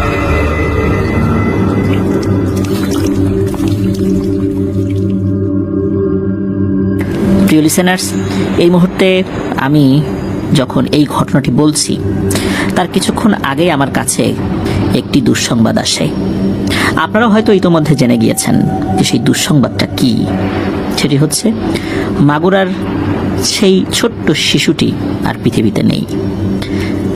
আসলে সন্তান হারানোর বেদনা এটা যে কত কষ্টের হতে পারে তা শুধু সেই মা বাবাই জানেন, বুঝতে পারেন, উপলব্ধি করতে পারেন যার সন্তান হারিয়েছে। স্বাভাবিক নিয়মে যদি কেউ মারা যায় সেটা হয়তোবা একটা সময় মানুষ ভুলে যায় বা সহনীয় হয়ে যায়, কিন্তু এইভাবে নৃশংসভাবে মানুষকে নির্যাতন করতে পারে কিভাবে? এই আসিয়াকে ধর্ষিত হতে হয়েছে, যে কেউ শুনলে তাদের হৃদয় প্রকম্পিত হবে। কি ভয়ানক পৈশাচিক আক্রমণ তার উপর হয়েছে সেটা বলার ভাষা আমাদের নাই। আফনান দ্য হরর ওয়ার্ল্ড পরিবার এই অপরাধের দৃষ্টান্তমূলক শাস্তি চায়, এমন শাস্তি চায় যাতে ভবিষ্যতে এই ধরনের অপরাধ কেউ করার আগেও যেন তাদের অন্তরাত্মা প্রকম্পিত হয়ে ওঠে। প্রিয় লিসেনার্স, আমরা আসিয়ার জন্য দোয়া করব। এরকম অসংখ্য আসিয়া কিন্তু বাংলাদেশে রয়েছে, হয়তোবা তারা সামনে আসতে পারে নাই, নীরবে নিভৃতে পৃথিবী ছেড়ে চলে গেছে।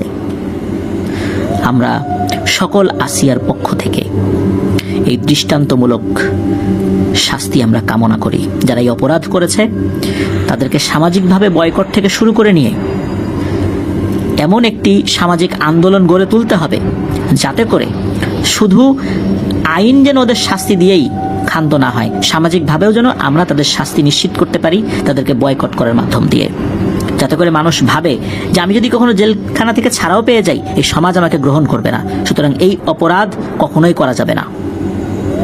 আল্লাহ তাআলা আমাদেরকে বোঝার তৌফিক দান করুন। প্রিয় লিসেনার্স, আমি এখন যে ঘটনাটি আপনাদের সাথে শেয়ার করব, এই ঘটনাটি আমাদেরকে যিনি পাঠিয়েছেন তার নাম আব্দুর রহমান। উনি একজন রেমিটেন্স যোদ্ধা ভাই, রয়েছেন বর্তমানে কুয়েতে। উনি দীর্ঘ 28 দিন ধরে এই ঘটনাটি লিখেছেন। এই ঘটনাটি যখন উনি লিখেছেন, প্রত্যেকটা লাইনে লাইনে ওনার আবেগ মিশ্রিত রয়েছে। আমি এই ঘটনাটি আরো সংক্ষিপ্তভাবে আপনাদের সামনে উপস্থাপন করতে পারতাম, কিন্তু আমার কাছে মনে হয়েছে ওনার একটা লাইনও যদি আমি বাদ দিই, তাতে ওনার ওই আবেগের প্রতি অসম্মান করা হবে এবং ওনার মায়ের যে কষ্ট, এই কষ্টের প্রতি অসম্মান করা হবে।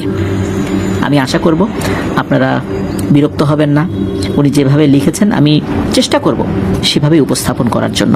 আমি আমার মতো করে বলার চেষ্টা করছি যে ওনার উল্লেখযোগ্য কোনো লাইন যেন বাদ না যায়। এই ঘটনাটি শিক্ষণীয় একটি ঘটনা। আশা করছি আমাদের সকলের জন্য এই ঘটনাটি একটি দৃষ্টান্ত স্থাপন করবে ভবিষ্যতের জন্য এবং বোঝার ক্ষেত্রেও। ঘটনাটি বলার ক্ষেত্রে উনি কিছু কিছু জিনিস বলতে আমাকে নিষেধ করেছেন। বিশেষ করে ওনার গ্রামের নামটি উনি উল্লেখ করেছেন, ওনার বাবার নাম লিখেছেন, ওনার মামার নাম, তার কর্মস্থল সবকিছুই লিখেছেন, কিন্তু সঙ্গত কারণে উনি বলতে নিষেধ করেছেন। চলুন ঘটনাটি শুরু করি। তো ওনার আসলে জন্ম হওয়া থেকে শুরু করে নিয়ে এখন পর্যন্ত বেড়ে ওঠা অনেক কষ্টের মধ্যে ওনার বাবার কিছু ভুল সিদ্ধান্ত সবকিছু নষ্ট করে দিয়েছে। ওনার মা শিক্ষিত ছিলেন না, কারণ ওনার নানা মারা যান ওনার মা যখন ছোট। ওনার মামা আর খালা যারা আছেন আর কি, মোট 6 জন। নানার 3 মেয়ে 3 ছেলে। ওই সময়ে অনেক অভাব ছিল। এখনকার মতো এত কৃষি প্রযুক্তি, কীটনাশক তো তখন ছিল না, আর ট্রাক্টরেরও অভাব ছিল। তখন কিন্তু এই লাঙল দিয়ে হাল চাষ করতে হতো, তাই চাইলেও অনেক জমি নিয়ে আসলে চাষবাস করাটা অনেকের পক্ষেই কঠিন হতো। যতটুকু পারা যেত মানুষ করত, যার কারণে অনেকেরই খাবারের খুব কষ্ট ছিল। আর ওই সময় মেয়েদের লেখাপড়া নিয়ে কারো এতটা মাথা ব্যথা ছিল না, অল্প বয়সেই মেয়েদের বিয়ে দিয়ে দিত। ক্ষুধার জ্বালার কাছে আসলে এই লেখাপড়ার যেই চিন্তাটা মাথায় আসবে, এটা কিছুই না। তবুও এই যে আব্দুর রহমান ভাইয়ের ছোট মামা, উনি হাল ছাড়েননি, কষ্ট করে লেখাপড়া করেছেন। মামার নামটা বলতে নিষেধ করেছেন, এই জন্য বললাম না। আগে কিন্তু জায়গির রাখা হতো। জায়গিরটা কি? এটা একটা আঞ্চলিক শব্দ। কোনো এক ব্যক্তির আর্থিক অবস্থা ভালো, কোনো লোক রাখার সামর্থ্য রয়েছে, ওই বাড়িতেই কোনো একজন স্টুডেন্টকে রাখা হতো। সেখানে থেকে খেয়ে লেখাপড়া করতেন, আর ওই বাড়ির বাচ্চাদেরকেও টিউশন করাতেন আর কি। এভাবেই চলতো। এভাবেই ওনার মামা মাস্টার্স কমপ্লিট করেছেন। একটি মাদ্রাসার সিনিয়র শিক্ষক হিসাবে দীর্ঘদিন দায়িত্ব পালন করে 2023 সালে অবসরে গিয়েছেন। শিক্ষা প্রতিষ্ঠানটা ওনাদের গোপালপুর উপজেলায়। আমি তো ওনার এলাকার নামটাই বলি নাই, টাঙ্গাইল জেলার গোপালপুর উপজেলায়। তো বলে রাখা ভালো, ওনার মামা অত্র এলাকার খুবই সম্মানিত একজন ব্যক্তি, যার কারণে তার নাম বা প্রতিষ্ঠানের নামটা আমরা বললাম না। এবার আসি মূল ঘটনায়। সাল 1988, ওনার মায়ের বিয়ে ওনার বাবার সাথে। একদম পাশাপাশি গ্রাম আর কি। তো এই যে আব্দুর রহমান ভাইয়ের ফুপুর বাড়ি আর আব্দুর রহমান ভাইয়ের নানার বাড়ি পাশাপাশি আর কি। ওই ফুপুই আব্দুর রহমান ভাইয়ের মাকে পছন্দ করেছিলেন তার ভাইয়ের জন্য। এর মধ্যে 88 সালের বন্যাও শুরু হয়। মা বাবা ভালোই আছেন, কোনো সমস্যা নেই পারিবারিকভাবে। এর কিছুদিন পর আব্দুর রহমান ভাইয়ের বাবা গাড়ির হেল্পার হিসাবে কাজ নেন। এভাবেই চলতে থাকে, সবকিছু স্বাভাবিকই ছিল। কিন্তু বিয়ের 4-5 বছর হয়ে যায়, আব্দুর রহমান ভাইয়ের মায়ের কোনো সন্তান হচ্ছিল না। হঠাৎ করেই একদিন ওনার বাবা আব্দুর রহমান ভাইয়ের মাকে রেখে কোথায় যেন হারিয়ে যান, একদম লাপাত্তা হয়ে যান। কি করবেন তখন ওনার মা? তখন এই আব্দুর রহমান ভাইয়ের নানার বাড়িতে, মানে মা তার বাবার বাড়িতে এসে আশ্রয় গ্রহণ করেন। বেশ কিছু মাস পর জানা যায় যে ওনার বাবা চট্টগ্রামে রয়েছেন। আব্দুর রহমান ভাইয়ের মা সেই চট্টগ্রামেই গিয়েছেন তার বাবার, মানে এই আব্দুর রহমান ভাইয়ের বাবার সাথে দেখা করতে। তো দেখা হয়ে যায়, সেখানেই থাকতে শুরু করেন। তবে সন্তান না হওয়ার জন্য প্রতিনিয়ত শারীরিক এবং মানসিক টর্চার করতে থাকে আব্দুর রহমান ভাইয়ের বাবা আব্দুর রহমান ভাইয়ের মাকে। আব্দুর রহমান ভাইয়ের মাও সন্তানের জন্য একরকম পাগলই হয়ে যান। অনেক কবিরাজ দেখিয়েছেন, সিলেট গিয়েছেন, বিভিন্ন জায়গায় গিয়েছেন, বিভিন্ন জায়গায় মানত করেছেন, যে যেটা বলেছে সেটাই করেছে। এমনকি কচ্ছপের শরীরের উপরে যেই এক ধরনের একটা শ্যাওলা থাকে, যেটা আমরা চট্টগ্রামে দেখেছি বাইজিদ বোস্তামি রহমতুল্লাহের মাজারের ওইখানে, সেই শ্যাওলাকে নাকি মনের আশা পূরণ হয়। উনি সন্তানের আশায় সেটাই করেছেন। তো যাই হোক, এর মধ্যে আব্দুর রহমান ভাইয়ের বাবা আরেকটা বিয়ে করেছিলেন। সেই স্ত্রী বেশি দিন ছিলেন না, চলে গিয়েছিলেন। আব্দুর রহমান ভাইয়ের মা এই বিষয়ে ওনার বাবাকে, মানে আব্দুর রহমান ভাইয়ের বাবাকে কিছুই বলেন নাই, কারণ উনি চিন্তা করছেন ওনার সন্তানাদি হয় না, তাই তার স্বামী আরেকটা বিয়ে করেছে। এর মধ্যে একটা অদ্ভুত ঘটনা ঘটে খুব অল্প সময়ের জন্য। সেটা হলো, হঠাৎ করেই একজন আধ্যাত্মিক টাইপের লোক, এক বুজুর্গ টাইপের লোকের সাথে আব্দুর রহমান ভাইয়ের মায়ের সাক্ষাৎ হয় চট্টগ্রামে। আব্দুর রহমান ভাইয়ের মাকে দেখার সাথে সাথে ওই বুজুর্গ ব্যক্তি বলেছিলেন, সবুর করো মা, তোমার সন্তান হবে, তবে এত তাড়াতাড়ি না, সময় লাগবে। এই কথাটা বলেই কোথায় যেন হারিয়ে যান ওই লোকটা। অনেক খোঁজাখুঁজি করা হয়েছে, আব্দুর রহমান ভাইয়ের মা খোঁজাখুঁজি করেছেন, কিন্তু পান নাই। এরপর কেটে যায় 8 বছর। 2000 সাল তখন চলে এসেছে। 2000 সালের 1 জানুয়ারি জন্ম হয় এই আব্দুর রহমান ভাইয়ের। আব্দুর রহমান ভাই জন্মগ্রহণ করেন যখন, তখন সবাই খুব খুশি। ওনার মা, বাবা, মামা, মামি, নানি সবাই অনেক খুশি। তো ওনার বাবাও খুব খুশি হয়েছেন। কিছুদিন পর শুরু হয় আরেক ঘটনার একটা মোড়। ওনার বাবা সকলকে ফেলে রেখে চলে যান ঢাকাতে, কোনো খোঁজ খবর নেন না। এদিকে নানি, মামারা ওনার মাকে একটা ঘর বানিয়ে দেন। তখন ওনার মা আব্দুর রহমান ভাই নানা বাড়িতেই থাকতেন আর কি করবেন, থাকতে তো বাধ্য। আর আব্দুর রহমান ভাইয়ের মা ছিলেন ভাই বোনদের মধ্যে সবার ছোট এবং আদরের। আর আদরের হওয়ার কারণে ওনার কোনো কষ্ট অন্যরা সইতে পারতেন না। তাদের কষ্ট হলেও, অভাব থাকলেও, অন্তত বোনের জন্য কষ্ট না হয়, এই বিষয়ে কিন্তু আব্দুর রহমান ভাইয়ের মামা বা খালারা তারা খুব অ্যালার্ট থাকতেন। তারা তাদের সাধ্য অনুযায়ী চেষ্টা করতেন আর কি। এদিকে আস্তে আস্তে হাঁটি হাঁটি পা পা করে বড় হতে থাকেন আব্দুর রহমান ভাই।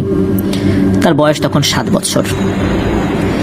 ওনার বাবা কিন্তু মাঝে মাঝে আসতেন বাড়িতে, টাকা পয়সা তেমন দিতেন না। আব্দুর রহমান ভাইয়ের যখন বোঝার মতো বয়স, সবকিছু মোটামুটি ভালোই বোঝেন, তখনও ওনার মনে আছে যে ওনার মা কাঁথা সেলাই করতেন, বিনিময়ে কিছু টাকা পেতেন। ওনার ছোট মামাও আব্দুর রহমান ভাইয়ের মাকে সাহায্য করতেন। ওনার মায়ের কাছে শুনেছিলেন যে এই মামার একটা গরু ছিল। এই গরুর যে দুধ হতো, এই দুধ উনি আব্দুর রহমান ভাইয়ের জন্য রাখার পর যতটুকু থাকতো সেটা উনি বিক্রি করতেন।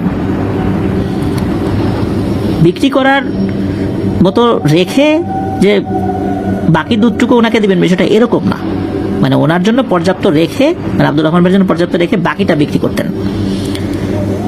ওরা সাধ্য অনুযায়ী চেষ্টা করতেন। আর মামা মামি দুজনই আব্দুর রহমান ভাইকে অনেক আদর করতেন। সাল 2007। একদিন আব্দুর রহমান ভাইয়ের মা গাছের নিচে কাঁথা সেলাই করছেন।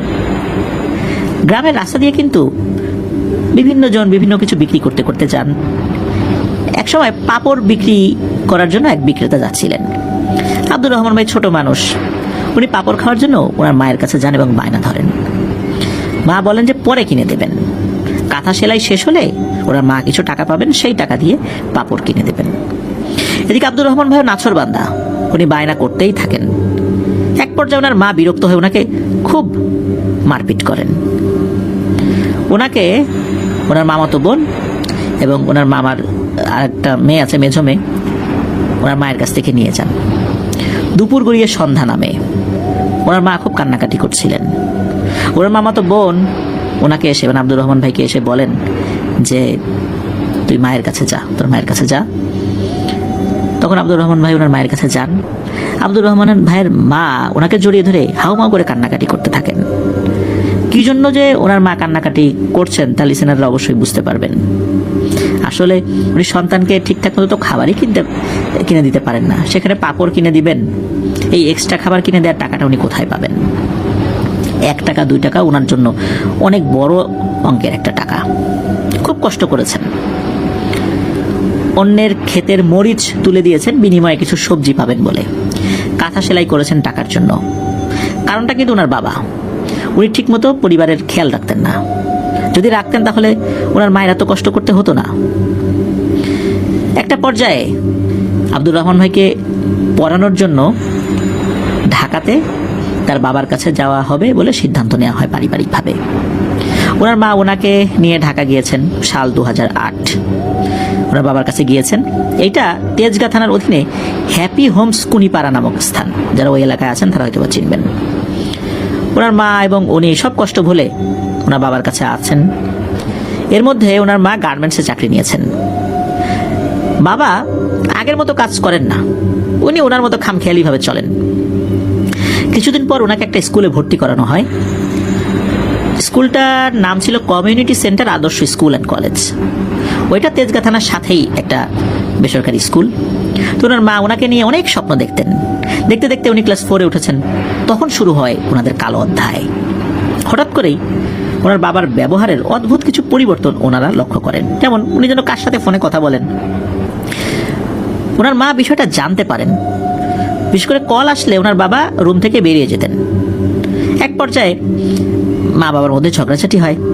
তবে ওনার বাবা সবসময় বিষয়টা এড়িয়ে যেতেন।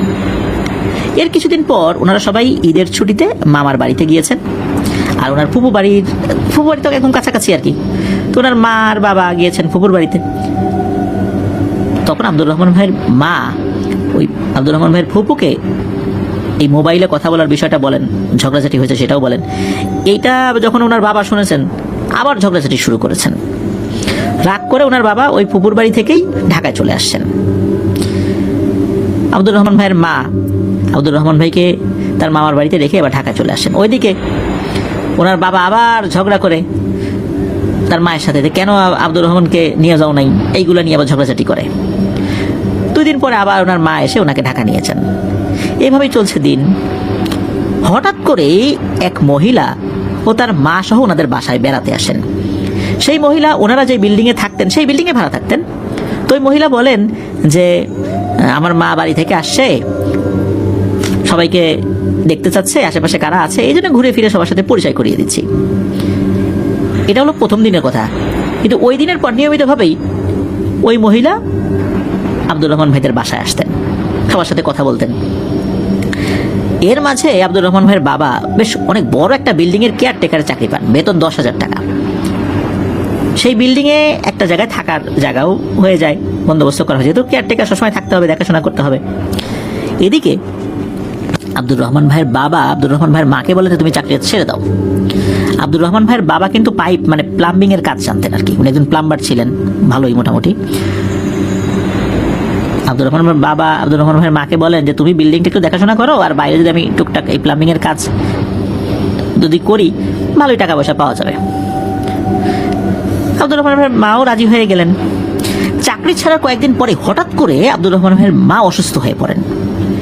ওনার মা ভেবেছেন কাজ ছেড়ে দিয়েছেন, অনেক দিনের অভ্যাস তো, তাই হয়তো অসুস্থ হয়ে গেছেন, কয়েকদিন পরে ঠিক হয়ে যাবে। এরপর আব্দুর রহমান ভাইয়ের সাথে কিছু ঘটনা ঘটতে শুরু করে। এক রাত্রে উনি ঘুমিয়েছেন, হঠাৎ স্বপ্ন দেখেন যে কালো কাপড় পরে একটা অবয়ব ওনাকে টেনে হিচড়ে নিয়ে যাচ্ছে, কিন্তু তার চেহারা দেখা যাচ্ছে না। সেই অবয়বটা বলছে, সবে তো শুরু, তোরা দিন গুনতে থাক। এরপর আব্দুর রহমান ভাই চিৎকার দিয়ে ঘুম থেকে উঠে পড়েন। ওনার মা ওনাকে জড়িয়ে ধরে বলেন যে কি হয়েছে। এরপর স্বপ্নে দেখা সব বিষয়টা ওনার মাকে খুলে বলেন। ওনার মা বলেন যে তুই এই ভূতের সিনেমা টিনেমা নাটক দেখিস তো, তখন ওই যে সনি 8 চ্যানেলে আউট হতো, ওইটা উনি দেখতেন, খুব পছন্দ করতেন আর কি। হয়তো বা এই কারণে ঘুমের মধ্যে স্বপ্নে দেখেছেন আর কি এসব উল্টাপাল্টা জিনিস, এটাই ওনার মা বলেন আর কি, এভাবে সান্ত্বনা দেন। 1 সপ্তাহ পর আব্দুর রহমান ভাই আবার স্বপ্নে দেখেন কে যেন পুঁটি মাছ জাতীয় কিছু জিনিস ভাজছে, আর উনি ওই দিক দিয়ে যাচ্ছেন। হঠাৎ করে কেউ খপ করে ওনার পা টেনে ধরেন। পা টেনে ধরার পর কানের কাছে মাথা এনে ফিসফিস করে বলছে, চিন্তা করিস না, আমি একবারই কিছু করব না, আস্তে আস্তে তোদের সাথে খেলবো, আমি কথা দিয়ে কথা রাখি। খেলা কিন্তু শুরু হয়ে গেছে, শুধু দেখ আমি কি করতে পারি। এই বলেই হ্যাঁচকা টান দেয় ওনার পায়ে। ওই তো চিৎকার দিয়ে ঘুম থেকে উঠে পড়েন, পায়ে ব্যথা লেগেছে। যখন চিৎকার দিয়ে ঘুম থেকে উঠে পড়েছে, ওনার মা ওনাকে জড়িয়ে ধরে বলে, কি হয়েছে বাবা, তখন আবার সেই স্বপ্নের কথাটা বলেন ওনার মাকে, যে আবার তো আমি এরকম একটা স্বপ্ন দেখছি। ওনার মা একই কথা বলে যে তুই এই সমস্ত ভূতের নাটক টাটক দেখিস না, তাহলে এই স্বপ্নও দেখবি না। এদিকে কি হয়, আব্দুর রহমান ভাই খাওয়া দাওয়া করতে পারেন না, কোথাও যেতে পারেন না, শুধু চোখের সামনে সেই অভাবটাকে দেখতে পান। মনে হয় সেই অবয়বটা তার চোখের সামনে ভাসছে সারাক্ষণ। খুব ভয়ঙ্কর দেখতে একটা অবয়ব, কালো কুৎসিত, মনে হচ্ছে শরীর থেকে মাংস খুলে পড়ে যাচ্ছে। উনি যখনই ওই অবয়বটাকে দেখতেন তখনই চিৎকার দিতেন, কোথাও একা একা হেঁটে যেতেও ভয় পেতেন। এমন একটা অবস্থা হয়, ওয়াশরুমে গেলে ওনার মায়ের হাতটা ধরে থাকতেন, এমন একটা অবস্থা। আব্দুর রহমান ভাইয়ের এই সমস্যার বিষয়টা ওনার মা আসলে আর মেনে নিতে পারছিলেন না। ওনার মা এই বিষয়ে খুব সিরিয়াস হয়ে যান, এদিকে ওনার অবস্থাও খারাপ হয়ে যাচ্ছে। এই বিষয়টা নিয়ে আব্দুর রহমান ভাইয়ের মা আব্দুর রহমান ভাইয়ের বাবার সাথে কথা বলেন। ওনার বাবা বলেন যে কবিরাজের কাছে নিয়ে যাবো বিকালে। তো যেইভাবে সেই কাজ, মা বাবা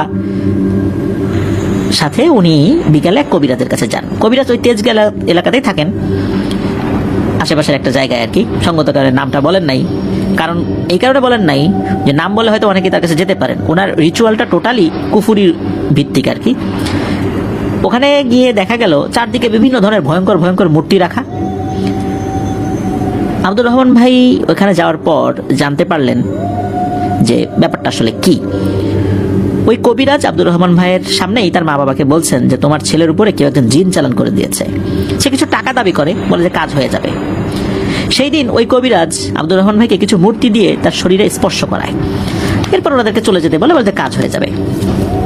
2 দিন পরে ওনাকে কিছু তাবিজ জাতীয় কিছু জিনিস দিয়েছিলেন, আর ওই কবিরাজ বলেছিলেন যে ওই জিনকে নাকি সে মেরে ফেলেছে, তার সাথে তাকে থাকা তো অনেক শক্তিশালী জিন রয়েছে, তারাই নাকি ওই জিনটাকে মেরে ফেলেছে, ওই জিন আর তার কোনো ক্ষতি করতে পারবে না। তবুও সুরক্ষার জন্য ওই কবিরাজ এই সমস্ত জিনিস দিল আর কি। কবিরাজ এটাও বলে দেন যে পূর্ণিমা আর অমাবস্যার রাত্রে এই তাবিজ যেন দুধে ভিজিয়ে রাখা হয়, আর এই তাবিজটা রূপা এবং চাঁদি দিয়ে তৈরি করা। তো যাই হোক, এভাবেই উনি ওই তাবিজটা রেখেছিলেন কিছুদিন। বলে রাখা ভালো যে ওই কবিরাজের কাছে নাকি অনেক ভয়ঙ্কর শক্তিশালী জিনেরা থাকত, সে তন্ত্র মন্ত্র করে ওই জিনেদেরকে বশ করে রেখেছিল। তো কিছুদিন উনি ভালোই ছিলেন, এটা সত্য, অল্প কিছুদিন আর কি উনি স্বাভাবিক ছিলেন। এরপর শুরু হয়ে যায় যন্ত্রণার আর এক অধ্যায়। ওনার বাবা যখনই বাসায় ফিরতেন, রুমে ঢুকলেই ঝগড়া শুরু করতেন এই আব্দুর রহমান ভাইয়ের সাথে আর ওনার মায়ের সাথে। মানে এক কথায় এই দুজনকে দেখতেই পারতেন না। একসাথে খেতে বসলেও ওনার বাবা ওনাকে বলতেন যে এই আমার সাথে বসবি না খেতে, ওইদিকে বসে খা, ঘুরে বসে খা। তো বাবা যদি তার সন্তানকে এই কথা বলে, সন্তানের মনটা কেমন লাগে, কতটুকু কষ্ট লাগে।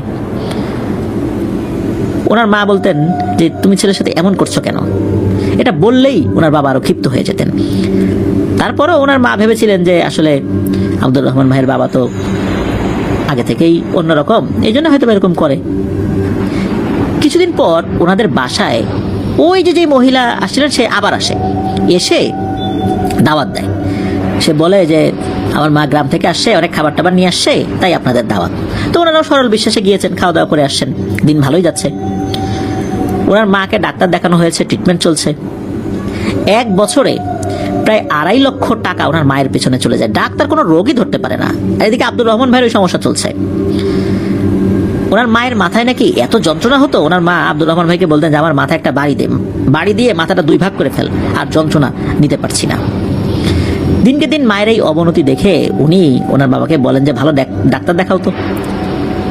এরপর ওনার বাবা ধানমন্ডির এই ল্যাব 8 হসপিটালে নিয়ে আসেন। ডাক্তার অনেকগুলো টেস্ট দেয়, কিছুই ধরা পড়ে না। এরপর বারডেম, পিজি হসপিটাল, সব জায়গায় ঘুরেছেন, ইবনে সিনা, সব জায়গায় ঘুরেছেন, কেউ কোনো রোগ ধরতে পারে না। এরপর ওই এলাকায় কিছু বিহারি লোকজন থাকতেন, ওখানে পাকিস্তান থেকে বাংলাদেশে আসা এক বিহারি কবিরাজ, তাকে ওনাদের বাসায় নিয়ে আসা হয়। কবিরাজ সুতা পরীক্ষা করে উনি বলেন যে আব্দুর রহমান ভাইয়ের মায়ের উপরে নাকি কালো জাদুর প্রভাব রয়েছে। বলে রাখা ভালো যে সুতো নির্দিষ্ট মাত্রায় নেয়ার পর, ওই সুতার উপর দোয়া পড়ার পর আগে থেকে যদি বেড়ে যায় তাহলে বুঝতে হবে যে সমস্যা রয়েছে। তো কবিরাজ ওনাদেরকে সুতা দেখায় যে সত্যি সুতা লম্বা অনেক বেড়ে গিয়েছিল। তো কবিরাজ বলেন যে সুতা বেড়ে যাওয়া মানে হচ্ছে কালো জাদুর প্রভাব অবশ্যই রয়েছে। ওই বিহারি কবিরাজের নামটা আব্দুর রহমান ভাই মনে করতে পারেন নাই। তবে তার চিকিৎসায় তেমন কোনো ফল পাচ্ছিলেন না। এদিকে ওনার মা বাড়িতে ওনার মামার মানে আব্দুর রহমান ভাইয়ের মামার কাছে কল দেন। মামা ওনাদেরকে বাড়িতে যেতে বলেন, ওরা চলেও যান। গ্রামের এক কবিরাজ সম্পর্কে এই আব্দুর রহমান ভাইয়ের মামা হন, তো তার কাছে চিকিৎসা নিতে যান ওনারা সবাই। কবিরাজ আব্দুর রহমান ভাইয়ের মাকে সাদা পাউডার জাতীয় এক ধরনের ওষুধ দিয়েছিলেন। তো যতদিন ওই ওষুধ উনি খেতেন ততদিন ভালো থাকতেন। তো কবিরাজ বলেন যে আসলে এমন কিছু খাইয়ে দেওয়া হয়েছে যেটাতে ভয়ঙ্কর কালো জাদু করা ছিল, আর এই কারণে সে সবসময় অসুস্থ থাকে। কবিরাজের চিকিৎসা আসলে আশানুরূপ ফল পাওয়া যাচ্ছিল না, তাই আব্দুর রহমান ভাইয়ের মা ওনার কাছ থেকে চিকিৎসা নেওয়াটাও বাদ দিয়ে দেন। ওনারা আবার ঢাকায় চলে আসেন। এবার এসে দেখা যায় যে আব্দুর রহমান ভাইয়ের বাবাকে দেখতে কেমন যেন অন্যরকম লাগছে।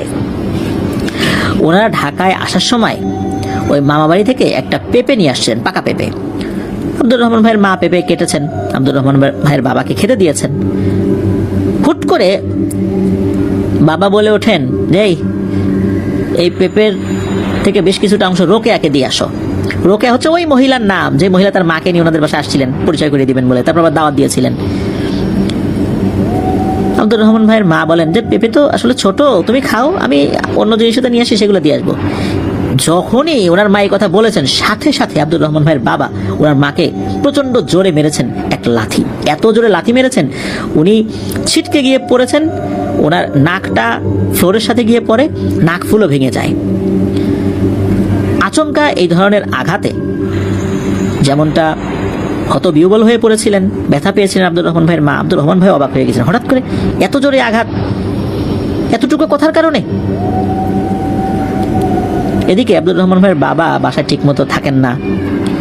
একদিন আব্দুর রহমান ভাইয়ের মাকে আব্দুর রহমান ভাইয়ের বাবা বলছেন যে যাও তো রোকেয়াদের বাসায় এই জিনিস দিয়ে আসো, সেই জিনিস দিয়ে আসো, এরকম বলতেন আর কি। এটাতে উনি খুব অবাক হতেন, কি ব্যাপারে এই রোকেয়ার জন্য তার এত দরদ, হঠাৎ করে এটা কারণ কি? তো একদিন আব্দুর রহমান ভাইয়ের বাবা বাড়িতে আসছিলেন না, দেরি করছিলেন, তখন আব্দুর রহমান ভাইকে আব্দুর রহমান ভাইয়ের মা ওই রোকেয়াদের বাড়িতে পাঠান যে দেখতো তোর বাবা ওই বাড়িতে আছে কিনা। আব্দুর রহমান ভাই ওখানে গিয়ে দেখেন যে তার বাবা ওখানে বসে দিব্যি ওই রোকেয়ার সাথে গল্প করছে। উনি ওইখানে গিয়ে কোনো কিছু বলেন নাই, সোজা বাসায় এসে ওনার মাকে বলেন যে এই ব্যাপার, আমি তো এইটা দেখে আসছি। তো বেশ খানিকক্ষণ পর যখন ওনার বাবা আসছেন, ওনার মা আর কিছু বলেন না এই বিষয়ে তার স্বামীকে। এদিকে আব্দুর রহমান ভাইয়ের মা কিন্তু দিনকে দিন অনেক অসুস্থ হয়ে যাচ্ছেন, শুধু বলতেন যে ওনার মাথা যেন কেমন কেমন করে। একদিন রাতের বেলা আব্দুর রহমান ভাইয়ের ঘুম ভেঙে যায়, মনে হচ্ছে ওনার মাথায় কে যেন আলতো করে হাত বুলাচ্ছে। উনি দেখতে পেন ওনার মা কাঁদছে, ওনার মাই মূলত ওনার মাথায় হাত বুলাচ্ছিলেন। জিজ্ঞেস করলেন যে কি ব্যাপার, তুমি কাঁদছো কেন? তখন আব্দুর রহমান ভাইয়ের মা বলেছিলেন যে আমার ভালো লাগছে না, কতদিন যে বাঁচবো জানি না। এই বলে ওনাকে জড়িয়ে ধরিয়ে খুব কান্নাকাটি করছেন এবং আল্লাহর কাছে দোয়া করছেন, আল্লাহ আমার বাবাটা বড় হবে, অনেক টাকা উপার্জন করবে, ও সুখে থাকবে, আমি যেন এটা দেখে যেতে পারি, ওর ভবিষ্যৎ যেন ভালো হয়। আসলে উনি কেন এমনটা করছিলেন হঠাৎ করে এত রাতের বেলা, এইটা আব্দুর রহমান ভাই ওই বয়সে বুঝতে পারেন নাই। এদিকে ওনার মা দিনকে দিন অসুস্থ হয়ে যাচ্ছেন। এক পর্যায়ে ওনার মায়ের অসুস্থতা দেখে ওনার বাবা ওনাদের দুজনকে আব্দুর রহমান ভাইয়ের মামার বাড়িতে রেখে আসেন। কিছুদিন যাওয়ার পর ওনার মা কিছুটা সুস্থ হন, তখন ওনার বাবা আবার মামার বাড়িতে আসছেন এই খবর পেয়ে। আর যখন আসছেন উনি একা আসেন নাই, ওই যে রোকেয়া নামের ওই মহিলাকে নিয়ে আসছেন। ওনার মামা তো অবাক, আরে এই মহিলাকে এখানে নিয়ে আসছে কেন? মামা মামি শুধু মায়ের মুখের দিকে তাকে কিছু বলেন না। ওনার বাবা বলেন যে এই রোকেয়া নাকি চিকিৎসার জন্য আসছে। যাক, রাত্রে যখন খাবার দেওয়া হয় তখন আব্দুর রহমান ভাইয়ের বাবা তার নিজের থালা থেকে খাবার ওই রোকেয়ার প্লেটে তুলে দিচ্ছেন যে খাও খাও, ভালো করে খাও। নিজের স্ত্রীকে কখনো এইভাবে কখনো খাবার তুলে দেন নাই, অথচ আর একটা মহিলার পাতে উনি খাবার তুলে দিচ্ছেন। সবাইকে তারা দেখছেন কিন্তু কেউ কিছু বলছেন না। পরের দিন পাশের বাড়ির এক বড় ভাইয়ের অটো দিয়ে আব্দুর রহমান ভাইয়ের বাবা আর ওই যে রোকেয়া চিকিৎসার কথা বলে বাড়ি থেকে বের হয়েছেন। পরে জানা যায় তারা নাকি ওনাদের পাশের উপজেলা, ধনবাড়ি উপজেলা যেটা, এই ধনবাড়ি উপজেলার কোনো এক রেস্টুরেন্টে গিয়ে একে অপরকে খাবার খাইয়ে দিয়েছে। এই খবরটা শোনার পর আব্দুর রহমান ভাইয়ের মা খুবই মানসিকভাবে ভেঙে পড়েছেন। আব্দুর রহমান ভাইয়ের বাবা আর ওই রোকেয়া দুজন চলে যায় ঢাকাতে। এদিকে আব্দুর রহমান ভাইয়ের মামা আর মামি আব্দুর রহমান ভাইয়ের মায়ের অবস্থা খারাপ দেখে আবার ওনাদের উপজেলায় একটা ক্লিনিকে ভর্তি করান, মডার্ন ক্লিনিক নামে একটা ক্লিনিক আছে, ওখানে ভর্তি করার আর কি। তবে যতগুলো রিপোর্ট করা হয়েছিল সবগুলো রিপোর্টই ছিল পজিটিভ, মানে সব ভালো, নেগেটিভ নেই। এদিকে ওনার মা তো সারাক্ষণ বলতে থাকে যে তার মাথা যেন কেমন কেমন করে, ভালো লাগে না, মনে হচ্ছে ওনার মাথাটা ভার হয়ে থাকে, সারাক্ষণ মাথা ব্যথা করে, এমন একটা অবস্থা, কোনো কিছু চিন্তাও করতে পারে না। আর এদিকে মানসিক এত কষ্ট, এর ভিতর আবার এই মাথা ব্যথা, কেমনটা হতে পারে একটা মানুষের অবস্থা? আপনি লিসেনার্স আপনারা একবার ভাবুন। কয়েকদিনের মাথায় সবাই খেয়াল করলেন যে আব্দুর রহমান ভাইয়ের মায়ের কণ্ঠটা ভেঙে গেছে, উনি আর স্বাভাবিকভাবে কথা বলতে পারছেন না। ঠান্ডা লেগে এরকমটা হয়েছে বিষয়টা এরকমও না, চিৎকার করে কথা বলেছেন বিষয়টা এরকমও না। ওনাদের পাশের গ্রামে একজন শিক্ষক রয়েছেন, উনি নাকি শরিয়া সম্মতভাবে রুকিয়া করতে পারেন, সবাই তাকে আজাহার মাস্টার নামেই চেনেন। বিষয়টা জানার পর মামাকে বলেন যে তাড়াতাড়ি নিয়ে যাও তো ওই কবিরাজের কাছে। তখন আব্দুর রহমান ভাইকে এবং আব্দুর রহমান ভাইয়ের মাকে ওই কবিরাজের কাছে নিয়ে যাওয়া হয়। কবিরাজ কিছু পদ্ধতির মাধ্যমে বলে দেন যে আব্দুর রহমান ভাইয়ের মাকে ভয়ঙ্কর একটা কালো জাদু করা হয়েছে, আর এটা করা হয়েছে খাবারের মাধ্যমে। এরপরে উনি কিছু বলেন নাই, উনি কিছু ট্রিটমেন্ট মানে করার চেষ্টা করেছিলেন। একটা পর্যায়ে বলেন যে উনি এই কাজটা করতে পারবেন না, কারণ খুবই জটিল একটা পদ্ধতিতে এই জাদুটা করা হয়েছে, এটা ওনার পক্ষে কাটানো সম্ভব হবে না। এরপর থেকে ওনার মা সবসময় বলতেন আমি আর 1 মিনিট আছি, চলে যাব। মানে এই কথার অর্থ কি? হুট করে আব্দুর রহমান ভাই বুঝতে না পারলেও পরবর্তীতে বুঝতে পেরেছিলেন, মানে যে কোনো সময় আব্দুর রহমান ভাইয়ের মা মারা যাবেন, এমনটাই বলছেন। উনি তো তখনও ছোট, ক্লাস 8-এ পড়েন। মায়ের অসুস্থতার জন্য উনি জেএসসি পরীক্ষা দিতে পারেন নাই। আর স্কুলে তো ঠিকঠাক মতো অনুপস্থিতি থাকলে, যদি দেখা যাচ্ছে যে ঠিকঠাক মতো হাজির হয় নাই, খুব অনুপস্থিতি আছে, তখন কিন্তু স্কুল কর্তৃপক্ষ ফর্ম ফিল আপ করতে দেয় না। ওনার বেলাও সেটাই হয়েছিল। ওনার চারপাশের পরিস্থিতি আসলে ওনাকে পাগল করে দিচ্ছিল।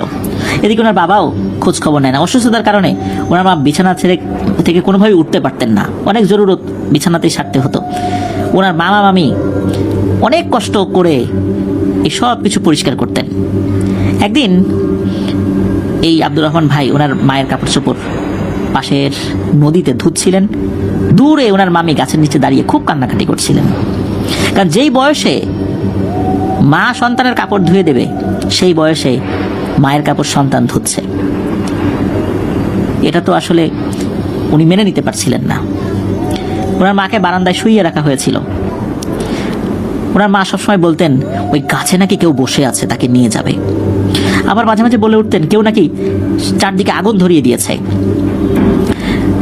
এদিকে এই মামিদের কিন্তু চেষ্টার কোনো ত্রুটি ছিল না, সবসময় ভালো কোনো কবিরাজের খোঁজ খবর করার চেষ্টা করতেন। নদীর ওপারে এক কবিরাজ ছিল, তার কাছে নাকি অনেক জিন রয়েছে, কিন্তু তার তো অনেক বয়স হয়ে গিয়েছিল, অসুস্থতার কারণে বাইরে গিয়ে চিকিৎসা করতে পারতেন না। আর এমনি চিকিৎসা করতে পারতেন না, কারণ এই টাইপের চিকিৎসা করলে নাকি শরীরের উপর একটা প্রভাব পড়ে, যেটা উনি নিতে পারতেন না। একটা সময় করেছেন অনেক কিছু, কিন্তু এখন আর পারেন না। মামাই ওনার কাছে গিয়ে খুব করে অনুরোধ করেন। একটা পর্যায়ে কবিরাজ রাজি হন। কবিরাজ শুরু করেন তার রিচুয়াল। উনি ওনার সর্বোচ্চ শক্তিশালী এক পরী, তাকে সবাই বলতো জালালি পরী, সে নাকি পরীদের মধ্যে অত্যন্ত ক্ষমতাশালী এক পরী আর কি। অনেক শক্তিশালী জিনেরাও তাকে দেখে ভয় পায়। তো যাই হোক, সেই পরীকে উনি হাজির করেন এবং বলেন যে এই মহিলার সমস্যা কি বলো। তখন ওই জালালি পরী বলেন যে এই মহিলার উপর এমন কালো জাদু করা হয়েছে এবং মাটিতে পুঁতে রাখা এমন কিছু কালো জাদু রয়েছে, যেই জাদুর উপকরণগুলো পচে নষ্ট হয়ে গেছে। মূলত অন্য কবিরাজরা শুধু খাওয়ানোর মাধ্যমে তার উপর জাদু করা হয়েছে এই বিষয়টাই বলেছে। তারা টুকিটাকি এটা কাটিয়েওছে, কিন্তু মাটিতে পোতা যে ভয়ঙ্কর কালো জাদুটা আছে, এটা শক্তিশালী ইফরিত প্রজাতির জিনেরা এই ধরনের কালো জাদু করে থাকে। এটা অনেক প্রাচীন এক কালো জাদু। এই জাদু করলে জাদুর উপকরণগুলো আস্তে আস্তে যেভাবে নষ্ট হতে থাকবে, যার উপর করা হবে সেও আস্তে আস্তে মারা যেতে থাকবে। ওই জালালি পরী খোঁজ খবর নিয়ে জানতে পেরেছেন যে এটা পুরোপুরি নষ্ট হয়ে গিয়েছে।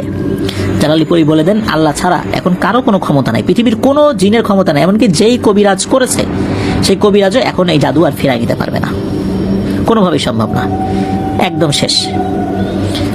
ওই জালালি পরী বলে দেন যে এই মহিলাকে যতটুকু সম্ভব ভালো মন্দ খাওয়ানোর চেষ্টা করো, সে যা খেতে চায় খাওয়াও, আর কোনো উপায় নেই, আর আল্লাহকে ডাকো, আর কোনো চিকিৎসা নেই।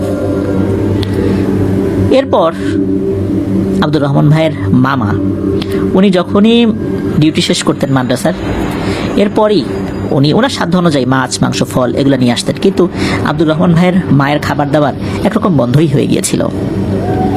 এর মাঝে কোনো এক মঙ্গলবার ওনার বাবা আসেন, ওই অবস্থাতেই রাগান্বিত হয়ে ওনার শয্যাশায়ী মায়ের কপালের উপর নাকি লাথি উঠিয়েছিলেন। কি কারণে এমনটা হয়েছিল কেউ বুঝতেই পারলেন না। বাসায় এসেই সে ক্ষিপ্ত হয়েছে তার স্ত্রীর উপরে।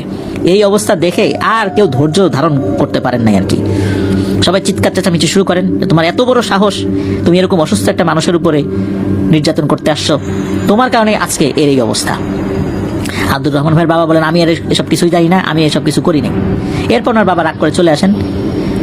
এর অল্প কয়েকদিন পর নাকি আব্দুর রহমান ভাইয়ের বাবা ওই যে রোকেয়া তাকে বিয়ে করেছেন।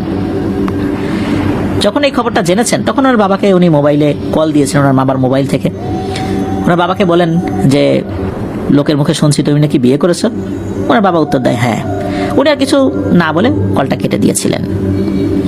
এদিকে মায়ের অবস্থা খারাপ, উনি কিভাবে থাকবেন মাকে ছাড়া, কান্না করছেন আর ভাবছেন। ওনার মা 2 মাসের মতো শয্যাশায়ী ছিলেন, আর মায়ের পাশে রাত জেগে আব্দুর রহমান ভাই থাকতেন। অল্প সময়ের মধ্যে ওনার ওজন প্রায় 15 কেজিরও বেশি কমে যায়, যা ওনার ওই বয়সে খুব মারাত্মক লেভেলের একটা ক্ষতির কারণ ছিল। মামা মামি আব্দুর রহমান ভাইয়ের অবস্থা দেখে ওনাকেও কবিরাজের কাছে নিয়ে যায়, তবে কবিরাজ জানান যে না, এই ছেলের উপর এখন তেমন কোনো ক্ষতি নাই আল্লাহর রহমতে, ওকে নিয়ে এখন কোনো দুশ্চিন্তার কারণ নাই। অল্প কয়েকদিন পর লাইলাতুল বরাতের রাত চলে আসে। কারোর ওই রাত্রে ঘুম আসছিল না, কিন্তু আব্দুর রহমান ভাইয়ের নাকি খুব ঘুম আসছিল। উনি ওনার মায়ের কাছে যান, বলেন আমার খুব ঘুম আসছে, আমি ঘুমাতে চাই। ওনার মা ওই সময় ঘুমিয়েছিলেন, এই কথা শোনার পর ওনার ঘুম ভেঙে যায়। ওনার মা উঠেছেন ঘুম থেকে, এদিকে মামা মামি আছেন। হঠাৎ করে ওনার মা বলেন যে আমার শরীর খুব খারাপ লাগছে। মামি তখন আব্দুর রহমান ভাইয়ের মাকে বলেন যে আমি কালেমা পড়ছি, আমার সাথে সাথে কালেমা পড়ো। আব্দুর রহমান ভাইয়ের মার কণ্ঠ কিন্তু ভেঙে গিয়েছিল। ওনার মা সবসময় বলতে চাইতেন কিছু একটা, কিন্তু আসলে কি বলতে চাইতেন ওরা কেউ বুঝতে পারতেন না ওইভাবে, বিশেষ করে কণ্ঠ ভেঙে যাওয়ার পর। তারপরও স্পষ্টভাবে ওনার মা 4 কালেমা পাঠ করেছিলেন। উনি মৃত্যুর আগে 4 কালেমা পাঠ করেছিলেন। এরপর হঠাৎ করে ওনার ভিতর অস্থিরতা জেগে যায়, উনি আর কিছু বলতে পারছিলেন না, কপাল ঘামে ভরে যায়। আব্দুর রহমান ভাইয়ের হঠাৎ করে ওই ঘুম যে আসার ভাবটা এটাও কেটে যায়। প্রচন্ডভাবে ওনার মা ঘামতে থাকেন। একটা পর্যায়ে সব শান্ত হয়ে আসে, ওনার মা আর পৃথিবীতে নেই। 2015 সালের শবে বরাতের রাত্রে ওনার মা পৃথিবী থেকে বিদায় নেন। ওনার মায়ের কবর দেওয়ার সময় বাবা এসেছিল, কবর দেওয়া হলেই চলে যায়। আব্দুর রহমান ভাই ভেবেছিলেন হয়তো ওনার বাবা থাকবেন এই অবস্থানের পাশে, কিন্তু না, উনি থাকেন নাই। মাসখানেক পরে নাকি ওনার বাবা আসছিলেন ওনাকে নিয়ে যেতে, কিন্তু উনি যান নাই। ওনার মামা মামি ওনাকে যেতে দেন নাই। ওনার মামা ওনাকে শহরের এক স্কুলে ভর্তি করিয়ে দেন। ওনার মামার কাছে থেকে উনি অনার্স পর্যন্ত লেখাপড়া করেছেন। ওনার মামা তো ভাই বোনদের সাথে উনি ভালোই ছিলেন, তারা কখনোই একবারের জন্য বুঝতে দেন নাই যে তারা আপন ভাই বোন না। সবসময় আপন ভাই বোনের মতোই তারাও আচরণ করেছে। আর ওনার মামা মামিও আব্দুর রহমান ভাইকে এই শিক্ষা দিয়েছেন, তোমার বাবা অন্যায় করেছে, কিন্তু তার প্রতি যে দায়িত্ব আছে সেটা যদি পালন করার সুযোগ কখন আসে সেটা কিন্তু তুমি করবা। আর ওনার বাবা দ্বিতীয় বিয়ে করে সেই রোকেয়াকে নিয়ে আছেন, সেই ঘরে নাকি তাদের একটা সন্তানও হয়েছে, ছেলে সন্তান। তবে ওনার বাবা নাকি এখন স্বীকার করেন যে উনি খুব অন্যায় করেছেন, উনি অনুতপ্ত এই জন্য। তবে একটা অদ্ভুত ব্যাপার যে আব্দুর রহমান ভাইয়ের মায়ের উপর কে কালো জাদু করেছিল এই বিষয়টা কোনো কবিরাজ বলেনি। আমরা যদি এই ঘটনা থেকে বুঝতে পারি যে